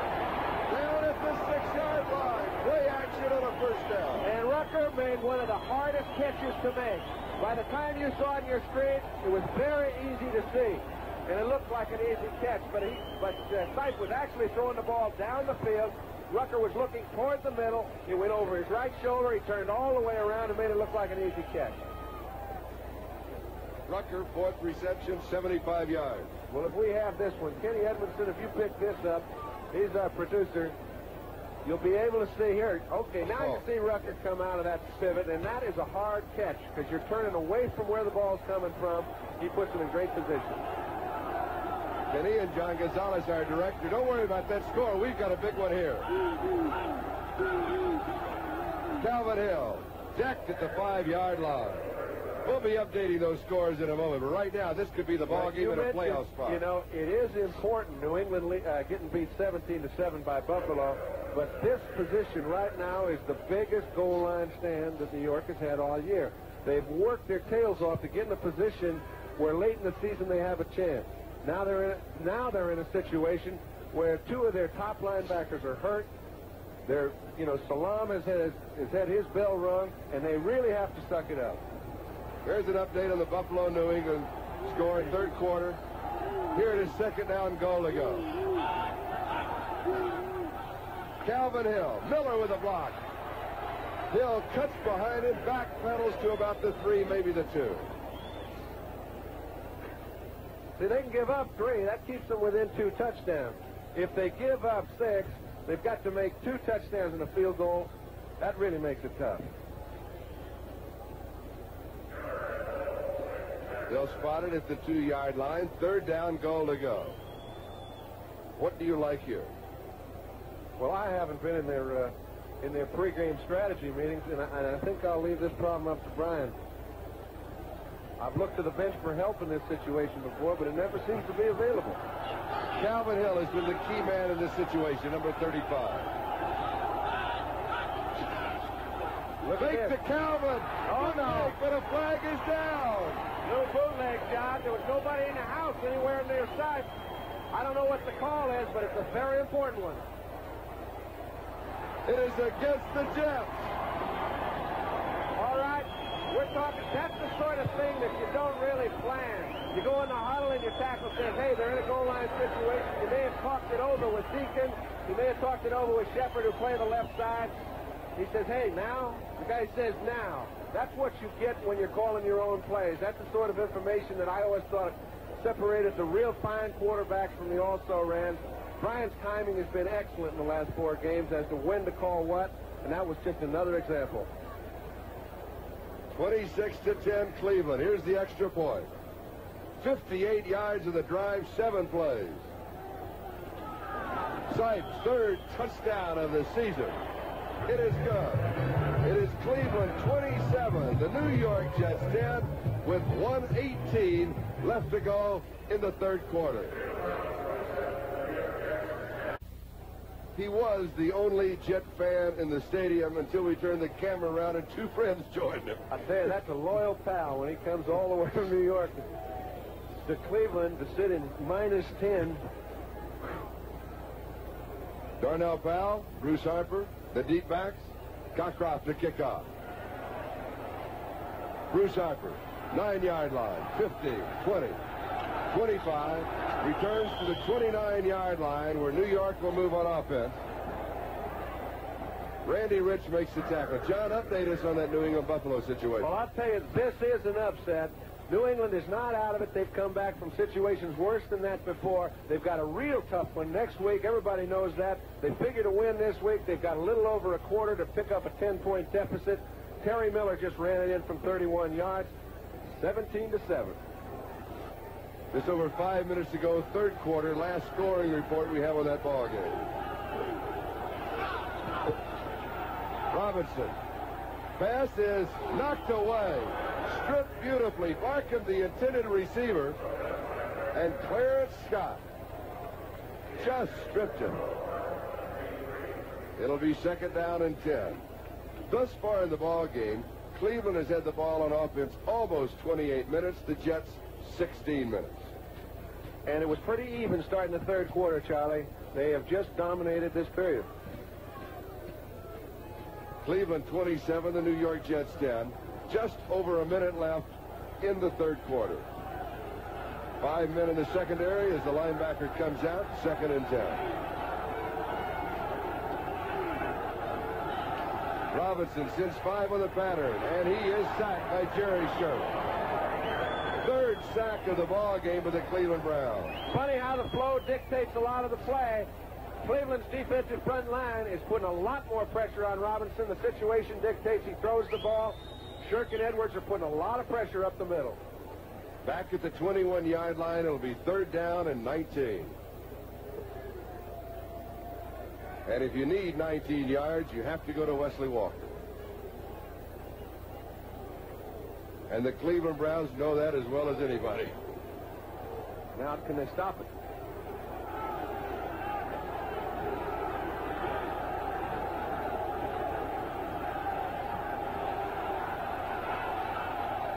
Overthrow. Trying to drop it off to Bruce Harper. It'll be 4th and 19, and Chuck Ramsey will come into punt. Here we go. Here comes New England. Grogan scoring on the ground from 4 yards out. Buffalo 17, the Patriots 14. A minute and a half left to go there in the third quarter in that ball game. We still have some technical problems up there for those of you watching that ball game earlier. As soon as we can work it out, we'll be getting back to you and we'll keep you updated. Keith Wright is set to return the punt of Chuck Ramsey. Boy, he is an excellent punt returner. Short kick. Taken at the 50 on the dead run. 6 yards on the return. Cleveland has the ball at the New York 44-yard line. Derek Gaffney. No, it was Kevin Bell who made the tackle. The punt of 29 yards. And I do not think you'll see Sipe let up at all. I don't think he's going to try to control the ball any other way than he feels best he can. I think he'll go up with play-action passes, try to get as many points on the board. At the end of the first half, he kept throwing. Yeah, I think he's filed that old strategy routine. 4 o'clock ball games, Eastern time, second half of the doubleheader. Most of the nation, Oakland at Miami with what's going on this afternoon. Buffalo leading New England, Cleveland leading the Jets. Who knows what will happen in Miami? You'll find out on NBC this afternoon. Are the 49ers definitely out? I'm not sure if anybody is definitely out anymore. Greg Pruitt carries. I thought perhaps today would clear up the situation, the way things are going. I'm not so sure. 17 seconds left to go in the quarter. Injury timeout for the Jets. By the way, Friday was the anniversary of our producer and his lovely bride, Cynthia. And speaking of nuptials, we're losing Mike Weissman from Bachelorhood. He and the lovely Carol are getting married this afternoon. I think it's about time. Mike made a good choice, and I'm sure they'll be happy. In fact, he's up there right now. Yes, that's right. Just about this time. Oh, she's a doll. Lovely lady. It is Abdul Salam, the injured player. Second time in the ball game that he has been shaken up. The line of scrimmage marked at the 41-yard line. When play resumes, it will be second down and 7. Next Saturday, the Steelers and the Denver Broncos, and on NFL 78, endangered species, the American-style place kicker. You know, Jim Turner, straight ahead. Don Cockcroft, straight ahead. We're losing. We're losing those. And also the greatest of the great and Paul Warfield will be featured. Pittsburgh and Denver will be the ball game.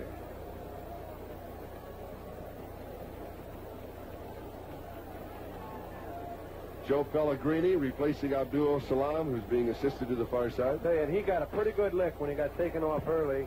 He sucked it up. He's done a fine job. He's had a fine year. And I hope it's nothing serious. Clock now moving towards the end of the third quarter. Greg Pruitt, 91 yards rushing and 16 carries thus far. There's the gun. 3 are in the book. 1 remains. Cleveland 27. The Jets 10.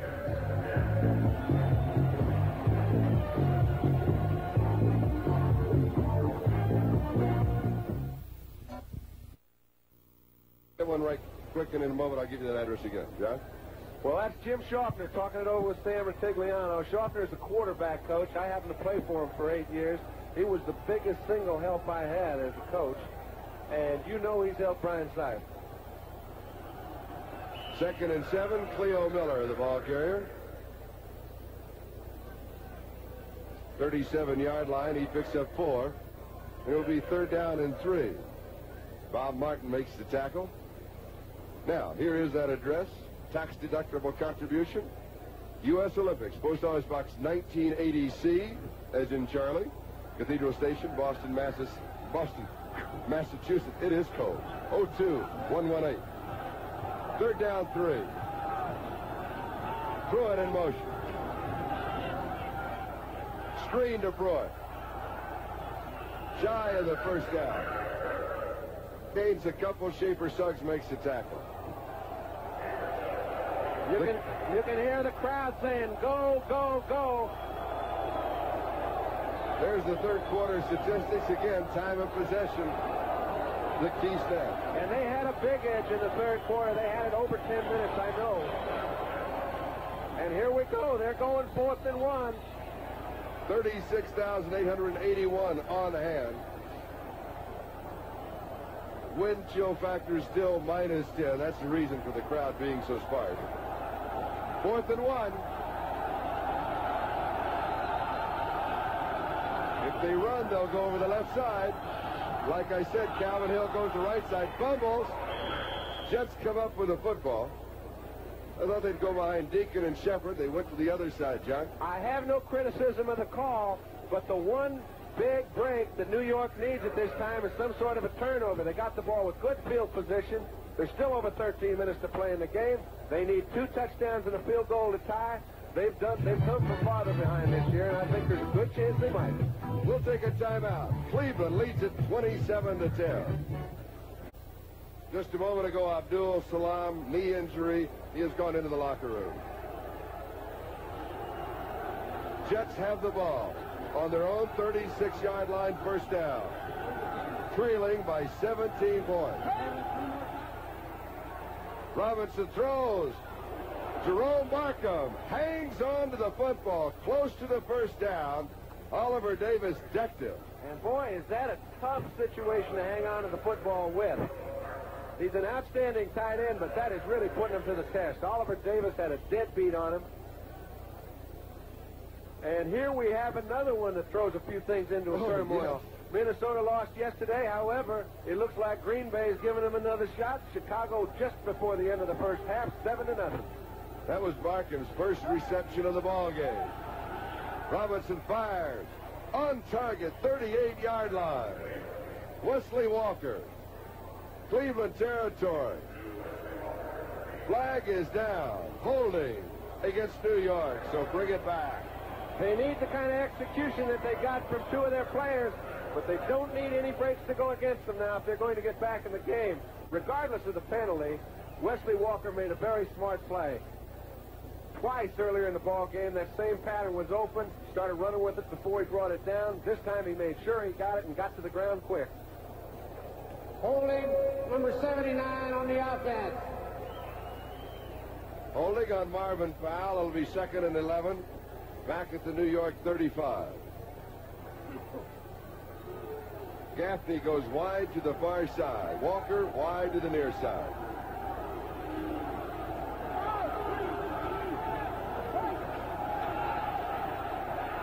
Robinson's pass is complete.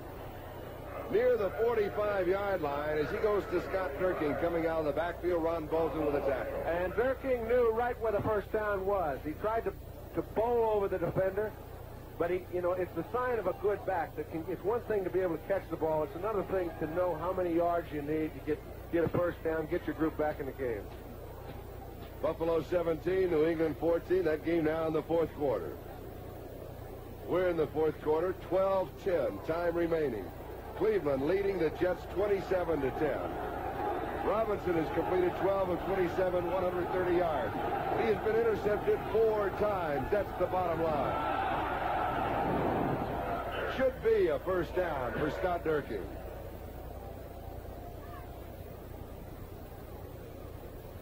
It is. Here are the standings in the East as we started the afternoon. New England, if they can pull this off, they trail Buffalo. They will then be in the playoffs. And if this game gets out of hand here, our network, part of our network could go away to that game. We just want to alert you to that fact depending on what happens here. New York to their own 47, first down. Bruce Harper. He has 4 yards to the Cleveland 49. Second down, 6. Moving on the 11-minute mark. Time remaining in the ballgame. I think they're in a position where they realize time is becoming a factor. I don't think you'll see them punt no matter what they do on fourth down from now on throughout the game. They have to get 2 touchdowns and at least a field goal to get back. Second and 6. Robinson's in trouble. He throws. It is tipped incomplete. Kevin Long couldn't pull it down. Third down and 6 back at the 49-yard line.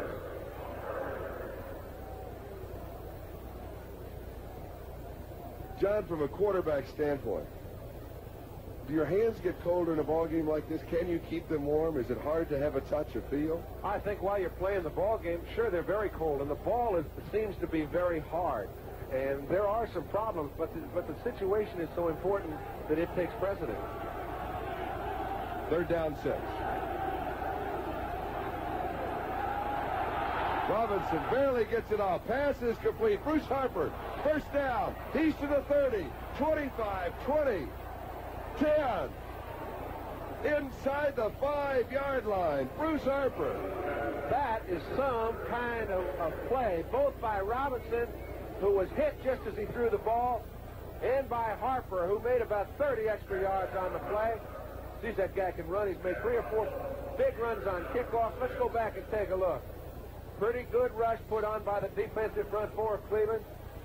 St. Clair gets in there. Mac Mitchell hits him just as he throws the ball. He still has enough on it to hit Harper.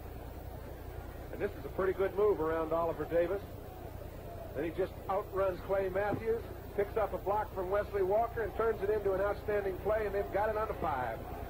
A gain of 44 yards. First down, goal to go. Kevin Long. He gets a yard to the 4. It'll be second down and goal to go.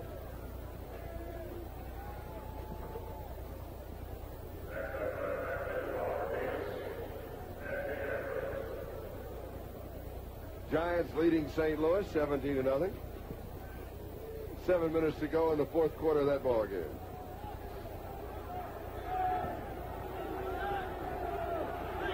Second down, goal to go. Robinson rolling. Firing, sidearms it into the end zone for a touchdown. Mickey Schuler. Mickey Schuler was a very big target. There was nobody between Robinson and Schuler except the goal line stripe. Robinson put it the one place he had to throw it. You can see in your screen perfectly. Not a lot of room, but enough to get it in. The big play, of course, the pass to Bruce Harper, 44 yards to the 5-yard line. Here's the extra point attempt by Pat Leahy. That, by the way, was Schuler's first reception of the ball game. Extra point is good. So now with 9:12 remaining in the game, the Jets have pulled within 10 points.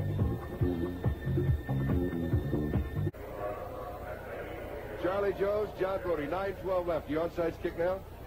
Personally, I don't. They might. No, they don't. They go deep. Keith Wright on the return. Fumble. The Jets come up with a football. I'll tell you, there's just something about 15 rookies on a team. I don't know if they did get the turnover. The Jets think they did. The Jets have given the signals. The officials have not. And they're still fighting for it. They say Cleveland has the football, and the Jets are protesting. Oh, my. Here we go. Charlie, what happens is oftentimes the officials can't get into a good position on a pile-up ball, and the guy at the bottom of the pile just keeps stroking for it. Now, the Jets feel that they had control of it when it was on the ground. The only man the officials saw with it was Keith Wright at the end. Cleveland still got possession. So once again, an official controversy strikes the National Football League on Sunday. Well, I don't know that that's so. In other words, the official can call what he sees. He can't be on top of the laces of the ball when it's fumbled. Everybody in this game knows when you get control of that baby, you better hang on. It was Ken Schroy who thought that he had the fumble recovery. It belongs to the Cleveland Browns. They have a first down on their own 33-yard line. Let's take another look. They're hoping for another big break. They get it when the ball is bobbled. Now, if anybody can tell who's going to get this ball, I'll put in with them. All right. Cleveland leads by 10 points. 9:03 left to go in the game. Leo Miller near the first down. Bobby Jackson makes the tackle. It is now New England 21-17 over Buffalo. Horace Ivory. Horace Ivory's been a big play back for them all year. He and Andy Johnson have complemented each other very well throughout the year. New England has the ability to score points from anywhere. They've come back from 10 down. They're now 4 up. And I'll tell you, New England doesn't seem to want to quit either. No. And if they win this afternoon, they are in the playoffs. Definitely. Cleo Miller, 54 yards and 8 carries in the ball game. And here he comes again. He's got the first down.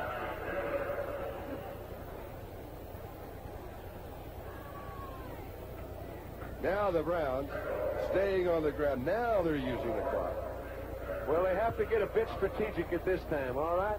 They got a little on top of themselves, going for 4th and 1 down there on the 35-yard line. At that time, I thought it was a great play because they can keep control of the ball, and if New York can't get it, they can't score.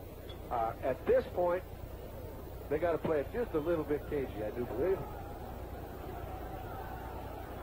First down, Cleveland, their own 46-yard line. Greg Pruitt, he'll lose a yard on the play. Larry Keller makes the tackle. And it'll be second down and 11.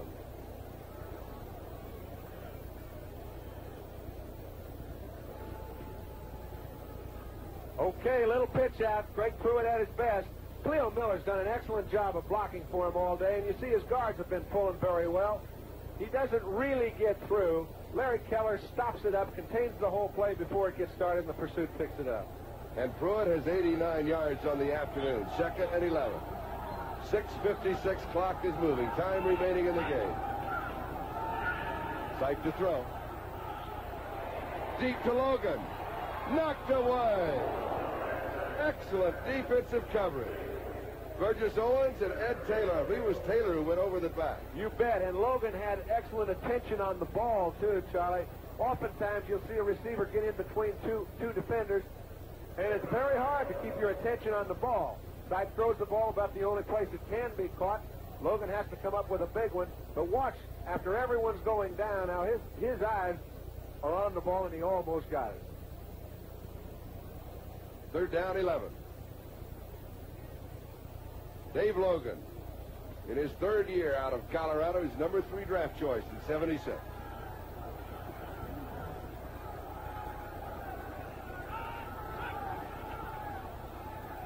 Rick Pruitt. He picks up 4. Cleveland will be kicking as Burgess Owens makes a tackle. And Johnny Evans will be punting for the first time in the ball game. His average on the year is 38.8. He's been getting some static. He's not punting as well as they thought that he was. Well, he's been a good kicker in the past, and, you know, that punting the ball depends on several different factors, and they feel he will be a good one, and I agree.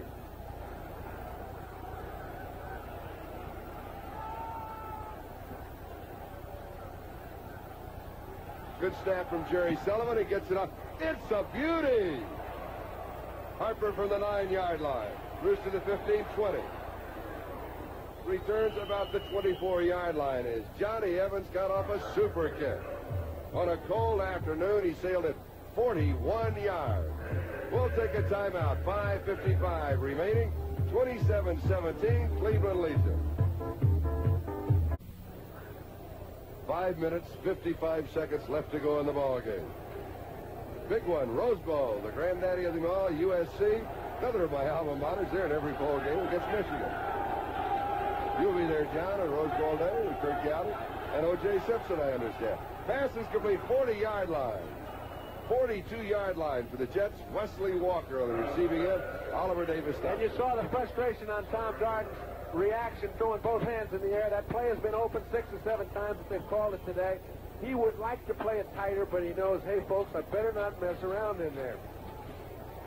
Walker, 4 receptions, 66 yards. Jets first down, their own 42. Robinson drops this one off. Pass is complete. Kevin Long. And he is out of bounds at the 46-yard line. Charlie Hall was there. Gain of 4, second down 6. Charlie Hall made a good play, Charlie, because, you know, Robinson never did give away that he was coming over to Long until he threw it. He hit him on the dead run, and that's a tough play for a linebacker to make. 5 minutes, 13 seconds. Time remaining in the game. Cleveland leads by 10. Robinson with 5 on the pattern. Drills it. Pass is complete. First down. Derek Gaffney.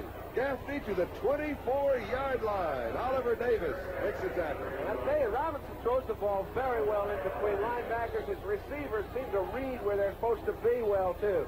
Both Gaffney and Walker have found their way in between linebackers. It's not always as easy as it looks. Look at the good passing lane Robinson is given. Has no problem hitting Gaffney, and he picks up a big one. 4:42, time remaining.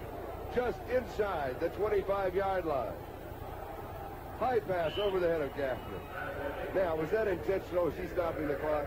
No, he wasn't stopping the clock. He was trying to hit him, and he really wasn't open. Hall played the play very well, got in the throwing lane. When you do that, the quarterback just sees a picture, reacts to it, and throws the ball out of bounds, if he's doing the right thing. Both ball clubs have 3 timeouts remaining. The ball just barely inside the 25-yard line. Don't forget, second half of the doubleheader this afternoon. We'll be going there right after this. Oakland and Miami. Most of the nation to see that ball game. Second down and 10. Robinson drills it into coverage. It is caught at the 20-yard line.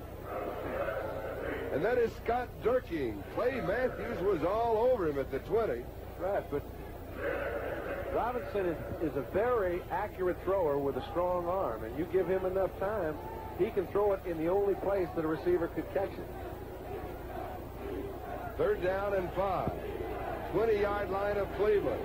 This drive started back at the Jet 25-yard line. This is the 6th play of the drive. 3:58 on the clock. Robinson fires over the middle. Pass is complete. Bruce Harper scores. Jets are now within 4 with the extra point yet to come. That little man has made some big plays this afternoon. He's turned little 5-yard gains into big gainers. He's turned a few into touchdowns. He is having himself one day getting the Jets back in this ball game. Watch that. Robinson hits him right on the break as he beats Clay Matthews slightly. Matthews gives him a little bump and right into the end zone. And this is a big extra point too, Charlie. It is up, and it is good. So the New York Jets pull within 3 of the Cleveland Browns with 3 minutes and 50 seconds remaining.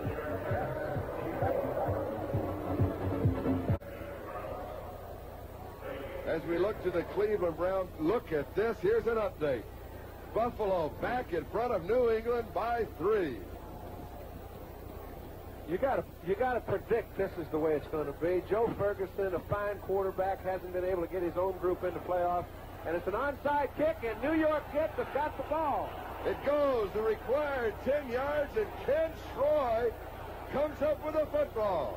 We were wondering if they would try it now. I thought it was too soon, John. Well, I think that both Cleveland and New York had the feeling that, hey, we might go for it. It was the bounce of the ball that dictated the turnover. It bounced up as soon as it got about the 48-yard line. The ball took a big bounce in the air, and the Jets recovered. That's what you hope for. At the Cleveland 46-yard line, the Jets have the ball first down. Robinson has completed 19 of 37 for 258 yards. Gaffney, 70 yards receiving. Walker, 66. Harper, 67. Durking, 27. It is low. It is incomplete. It'll be second down and 10. Now, keep in mind that Pat Leahy has hit this year from 47 yards out. That would mean they have to pick up 10 yards. One first down would put them in field goal position. However, I'm going to be very surprised if they try to go for anything like a field goal from 47 yards out. It's too cold. He made one from 45, but I think they're going to try to get it a little bit farther down the field. Well, that's obvious. All right. Second and 10. Jets trailing by 3. Dropped over the middle. Pass is complete. Scott Durking. Durking to the 31-yard line. Now that's right on the edge of what we were talking about. Yeah, it's right there, and it's a first down. Lots of time to play. 3 minutes, 18 seconds. Clock is moving. And the momentum has shifted. Oh, Mo keeps moving around in the cold this afternoon.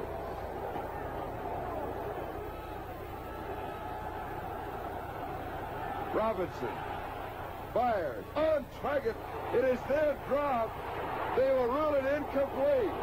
Gaffney, the intended receiver, the officials say he did not have possession. Close call. That's a judgment call, and he can see it better than I can up here because Gaffney's back was to me. He got a good lick just after Robinson hit him with the ball. Looks like a clean reception there. Looks like possession. Tom Darden belted him about as hard as a man can be belted coming across the middle. Second down and 10 at the Cleveland 31-yard line.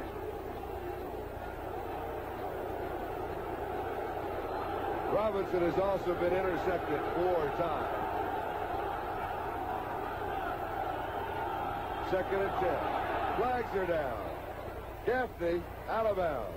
And Jerome Barkham just missed the signal. He was trying to get in to pick up a possible blitz. He came out of his slot position, tried to get back to help his tackle. As he did so, the ball was snapped. It's a 5-yard penalty against the Jets, and a very big one.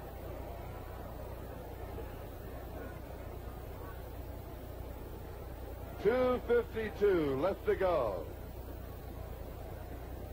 Illegal motion against the Jets.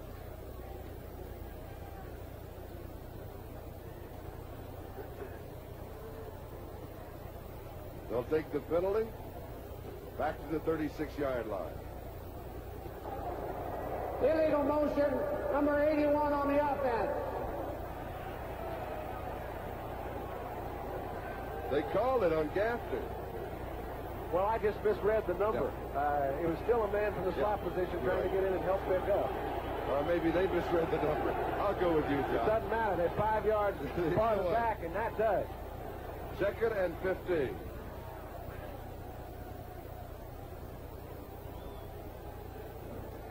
Officials timeout. And now they mark the ball. That's Gaffney. No, it was Gaffney on the previous play, and he was not the culprit. No, officials called 81. You were right. It was 83 Barker. 2nd down, 15. 2:52 left to go. Browns leading by 3. Robinson throws. Bruce Harper.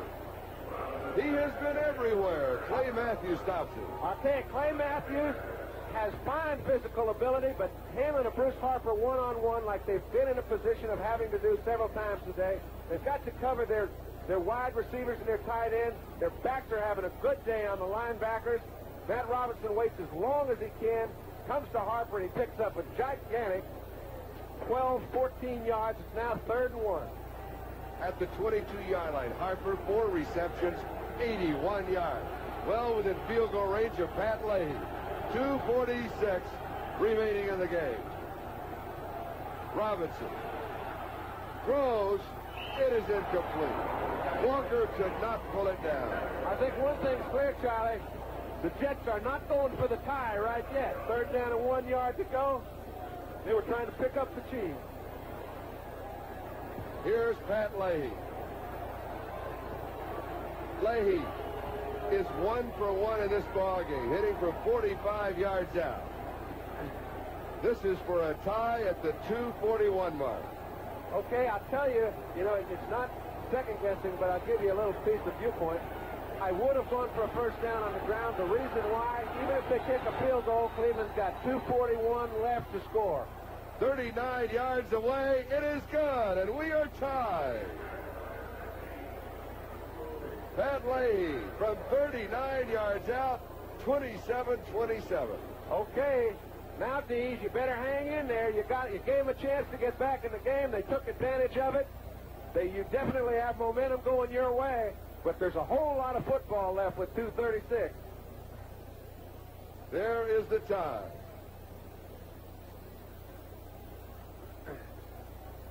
And we are looking at overtime possibility, obviously.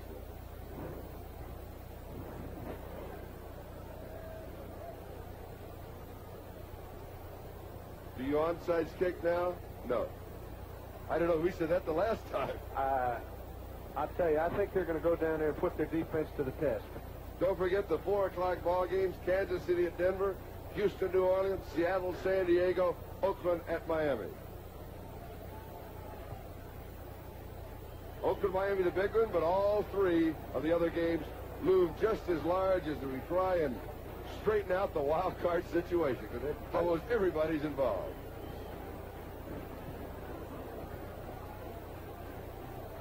(27-27), the Jets and the Browns.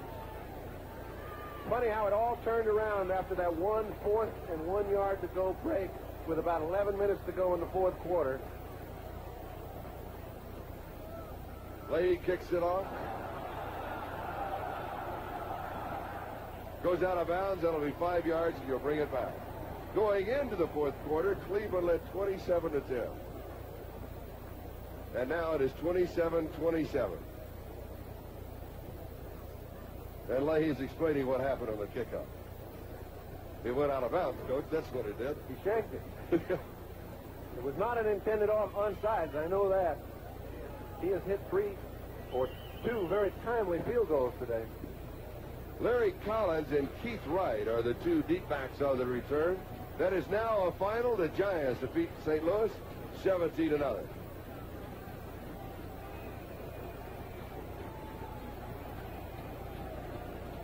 Sam Rutigliano, the head coach of the Browns. And across the way, Walt Michaels, the head coach of the New York Jets. 2 minutes left to go in the Buffalo-New England game.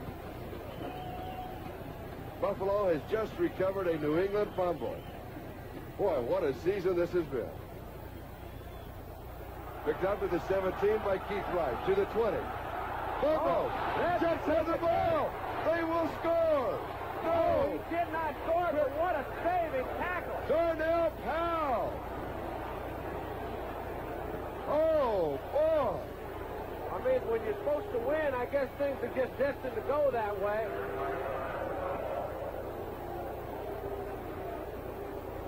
Somehow you just can't shut these Jets off.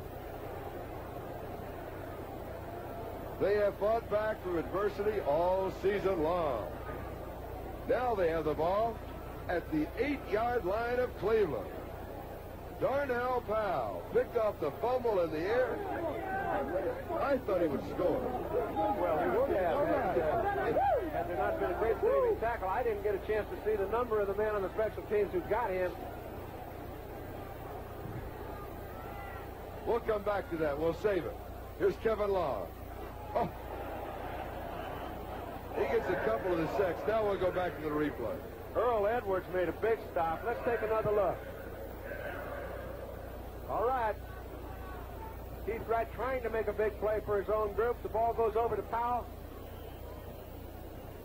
We see somebody coming down the line. Number 23. Larry Collins. Yes.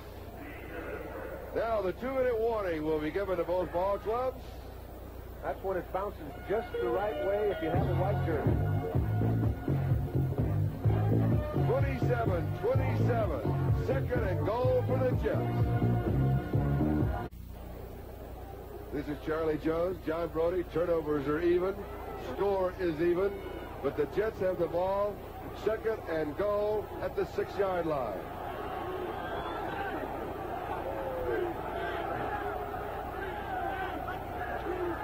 Kevin Long. To about the 1. Third down and goal to go. A reminder that both ball clubs still have 3 timeouts remaining. 1:40. Clock is moving. Time remaining. Darnell Powell, the man who picked off the fumble in the air. Oh, is he ever happy. This goes to show you when you get a group of people thinking nobody can beat them, all sorts of funny things happen. Kevin Long is the remaining back. Robinson was falling down. Long still scores. That is the 10th touchdown of the year for Kevin Long. The Jets now lead 33-27. First time in the ball game that New York has been in front. 1:16 left. And there's still plenty of time for the Brownies. They're a very dejected group right now, however. You can see as Robinson comes out, he stumbles. Kevin Long does a good job of getting the handoff and a better one of eluding a tackle. Extra point is good. It is 34 for New York and 27 for Cleveland. This is the second time, Charlie, that the Jets have come from this kind of a deficit. They did the same thing to Denver about 4 or 5 weeks ago, and it seemed to turn their whole season around for them. And once you've done it one time, it's hard to remove the feeling you can do it again.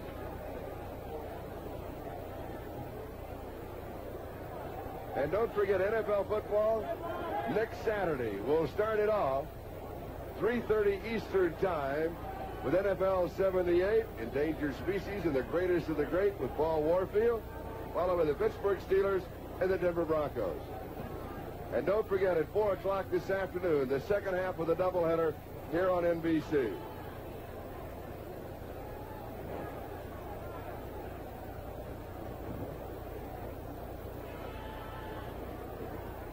Bruce Harper for the New York Jets has 16 yards rushing, 81 yards receiving, 97 yards total offense, and all at crucial times. And it doesn't matter whether you get it at the line of scrimmage or on punts or kickoffs. When you pick up close to 200 yards for one afternoon's work, you are moving the ball. And in addition, a pair of touchdowns. Pat Leahy to kick off. 1:16 left in the ball game.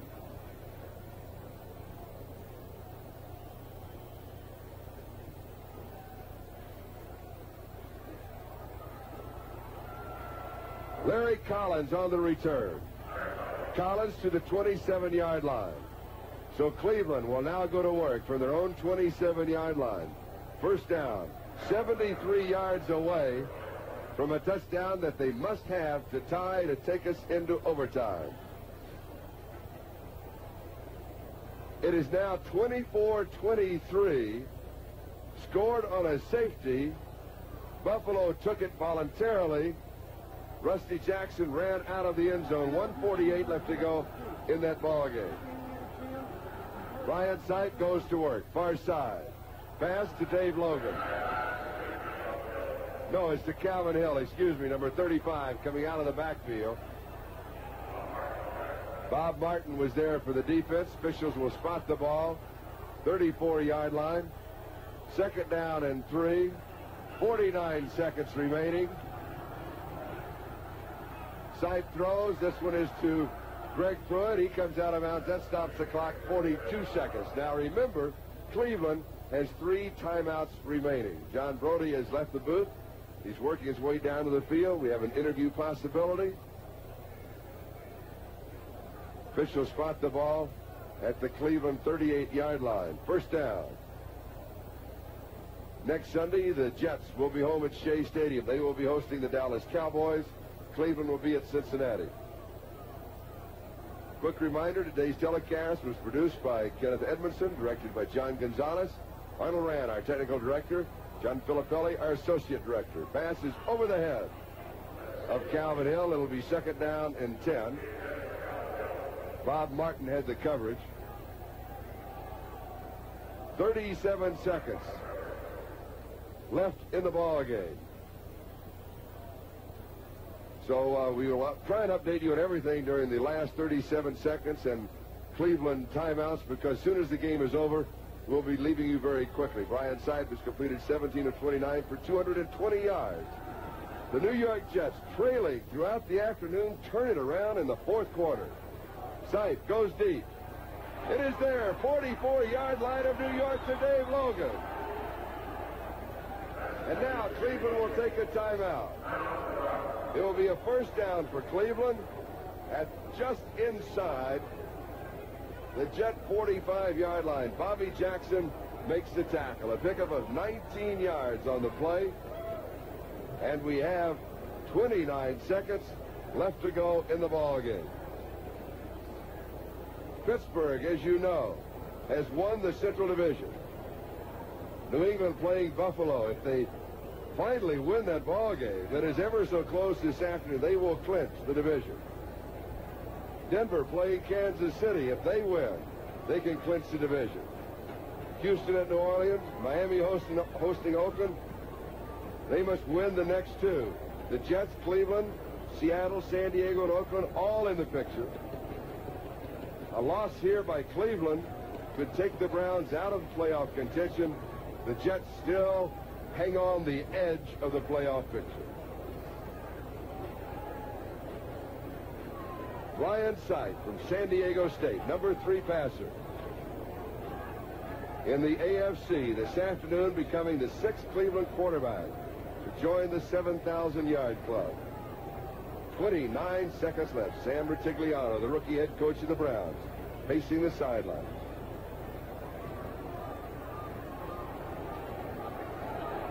Cleveland needs a touchdown and an extra point in 29 seconds to put us into overtime. Sipe throws. Pruitt has it. Pruitt, 18-yard line of the Jets. Cleveland stops the clock. They have 1 timeout remaining. Reggie Grant made the tackle. 20 seconds left in the ball game. And what an afternoon Greg Pruitt has had. Extremely cold. Wind chill factor of -10.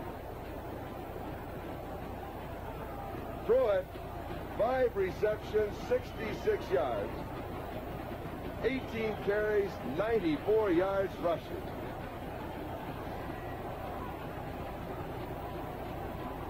One timeout for the Cleveland Browns.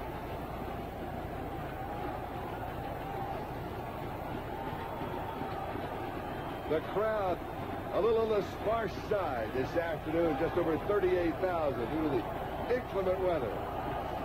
But it's not cold to Walt Michaels. He played for the Cleveland Browns for 10 years as he sweats it out on the far sideline. The line of scrimmage will be the 18-yard line of the Jets. Brian Sipe has 20 seconds remaining in the game.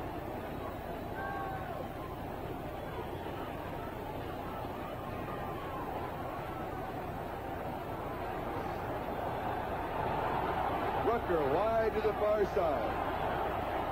Logan wide to the near side. Sipe under pressure. End zone. Calvin Hill, touchdown. Now the Browns need only the extra point to tie. We've got 14 seconds left. Sipe to Hill. The second touchdown of the afternoon for Calvin Hill. His first was on the ground.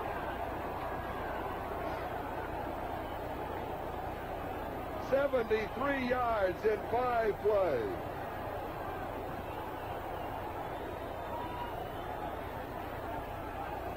Cockcroft with the extra point attempt. It is up. It's there. We're tied 34-34. 14 seconds left to go. Brian Sipe has now completed 20 of 32 passes, 282 yards, and here it is again. For Calvin Hill, his 7th touchdown of the year and his 6th receiving. Perfect pass by Brian Sipe.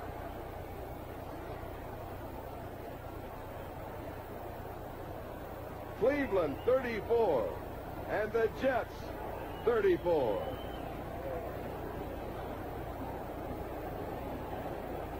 Field goal by New England. They lead by 2. Dave Posey, 21-yard field goal. New England 26. Buffalo 24. 8 seconds left in that ball game. On that drive, Sipe completed 5 of 6 passes.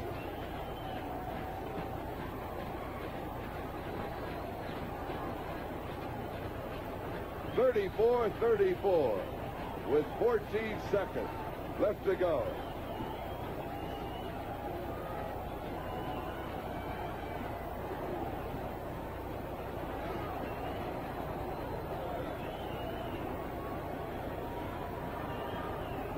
Bruce Harper and Darnell Powell are deep.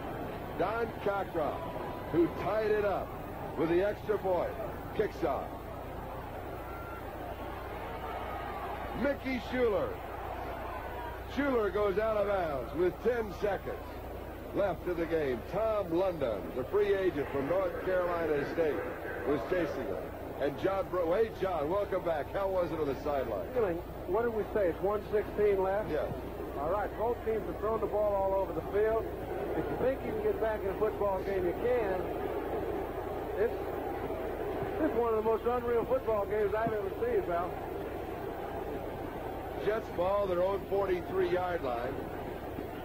10 seconds. And they have 3 timeouts. That updates everything.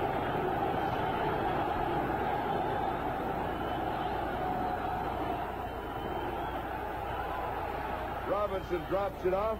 Markham goes out of bounds. 5 seconds on the clock. I do not think, Charlie, that right now with 5 seconds remaining, they can get the ball far enough down the field to be able to stop it even if they get out of bounds and still be able to kick a field goal. So I do think this is the last play.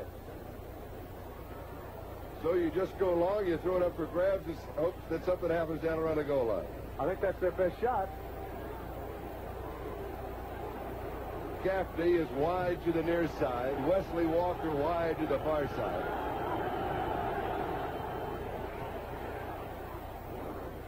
Incomplete.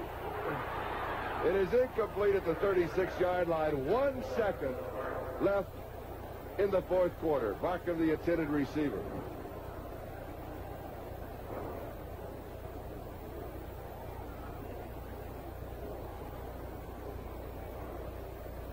The Jets scoring 10 points in the second quarter and 24 points in the fourth quarter. Cleveland 7 in the first, 10 in the second, 10 in the third, and 7 in the fourth.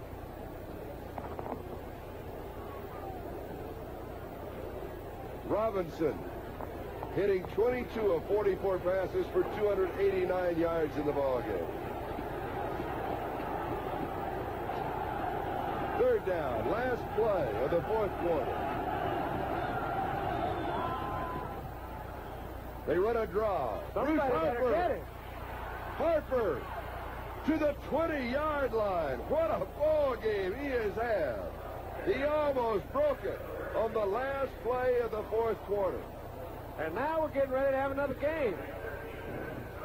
32 yards for Bruce Harper. That's the end of the fourth quarter. 34-34. And we'll be back with overtime. Well, we're going to stay with overtime. Joe Costanza, how many yards did Bruce Harper get today? Because he has done it all. We'll have the toss of the coin, then we'll go away for the commercial. Cleveland wins it.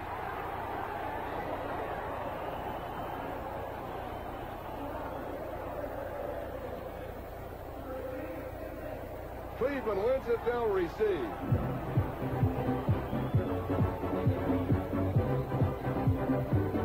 We'll count up all of the yardage of Bruce Harper and have that for you when we get back. The big thing is that now the team with the ball first is liable to score. At the end of regulation play, it is tied 34-34. We'll return with sudden death after these messages from your local station.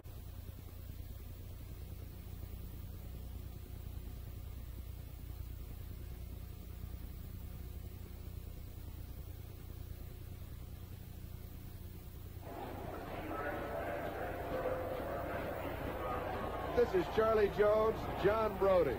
Overtime, Cleveland, the New York Jets, tied 34-34. Browns win the toss. They'll receive. Keith Wright is deep. And look who's with him. That's Greg Pruitt. You bet it's no time to put your stars on the bench. Pat Leahy will be kicking off.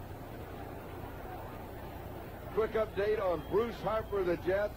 Total yardage, everything, 256. Rushing, receiving, kickoff returns, punt returns. It is high and short, and Pruitt takes it on the dead run. Pruitt to the 45. Pruitt to the 50, the Jet 49-yard line. All right, a lot of times the coach won't do that. He won't even think of it in a situation like that. Sam Retigliano kept his head. Says, Greg, let's go get him, big fella. And he took that baby on a dead run and almost broke loose of everybody. But he does have great field position. Watch this. It's not easy to catch the ball coming in on it that fast. He does, breaks the wedge, gets a little hole, and gets the ball over the 50-yard stripe down to the 49-yard line. Cleveland at the Jet, 49. First down. And the man that got them there, number 34. Greg Pruitt. He's the I back. Miller's the up back. Pruitt. 5 yards. Second down, 5. That is a final. New England finally pulls it out. They are in the playoffs. I tell you, it's unbelievable what's happening today. Yeah, I don't think I've ever seen on one day 2 games that were as critical for 2 teams as New England and also the Jets end up the way that one did in New England, and this one is no lollygag itself. Dave Posey kicked a 21-yard field goal with 8 seconds to go in that ballgame for the victory. With this play, Greg Pruitt is over 100 yards for the 4th time this year. 31-yard line, flirting with field goal range. Bobby Jackson, Burgess Owens make the tackle. I think it's safe to say that since the ball was kicked off from the 35-yard line, Greg Pruitt has taken the ball and is individually responsible for getting it all the way down to the Jet 31. And you saw number 65, Henry Shepard, as a convoy. New York 31-yard line, first down. 112 yards for Greg Pruitt rushing in the ballgame. Pruitt again. Squirms loose. He's to the 20. He's to the 10. 6-yard line. Overtime, Keller and Greg Pruitt. And that's 4 times he's had his hands on the ball. They've got it to 6. He made a great catch in a very critical situation with 20 seconds left down on the sideline to give him a chance to tie it. He just did too much in the last minute. Bobby Jackson saved a touchdown, and Pruitt comes off the field. All right, this is a play that looks pretty well bottled up. He's supposed to lead Cleo Miller. He cuts back, just gets away from Keller. Great position, almost breaks it all the way. Reggie Rucker trying to give him some help. First down goal to go, 6-yard line. Calvin Hill and Cleo Miller are the running backs. Sipe wants a timeout. And if you notice the cagey way he went from underneath the center, he didn't want to jerk anybody offside. He just very slowly pulled his hands away, made sure nobody jumped, calls timeout, goes over to talk with Schaffner and Retigliano, and we've got a homer. In overtime, Greg Pruitt, a 31-yard kickoff return, 5 yards rushing, 13 yards rushing, 25 yards rushing. That's his contribution. Cleo Miller. They've opted to go for the field goal on 2nd down. I couldn't agree more, if only to help Cockcroft off. Now, if you stand around thinking about the importance of something, it makes it a whole lot harder to do it. Cockcroft today is 2 for 3 from 26 yards out, 22 yards out. You going back down to the field, John? All right. From 39 yards out, it was blocked by Joe Klecko. This run from the 12-yard line, an attempt of 22 yards, and the win for the Cleveland Browns. It is up. It is good. Cleveland wins in overtime. 37 to 34. 11:53 on the timer. That converts to 3:07 into overtime. Final score, Cleveland 37, Jets 34. This is Charlie Jones, John Brodie. Most of you will see the second half of our doubleheader following messages from your local stations. The folks in New York, you will see the Sperry NFL Report.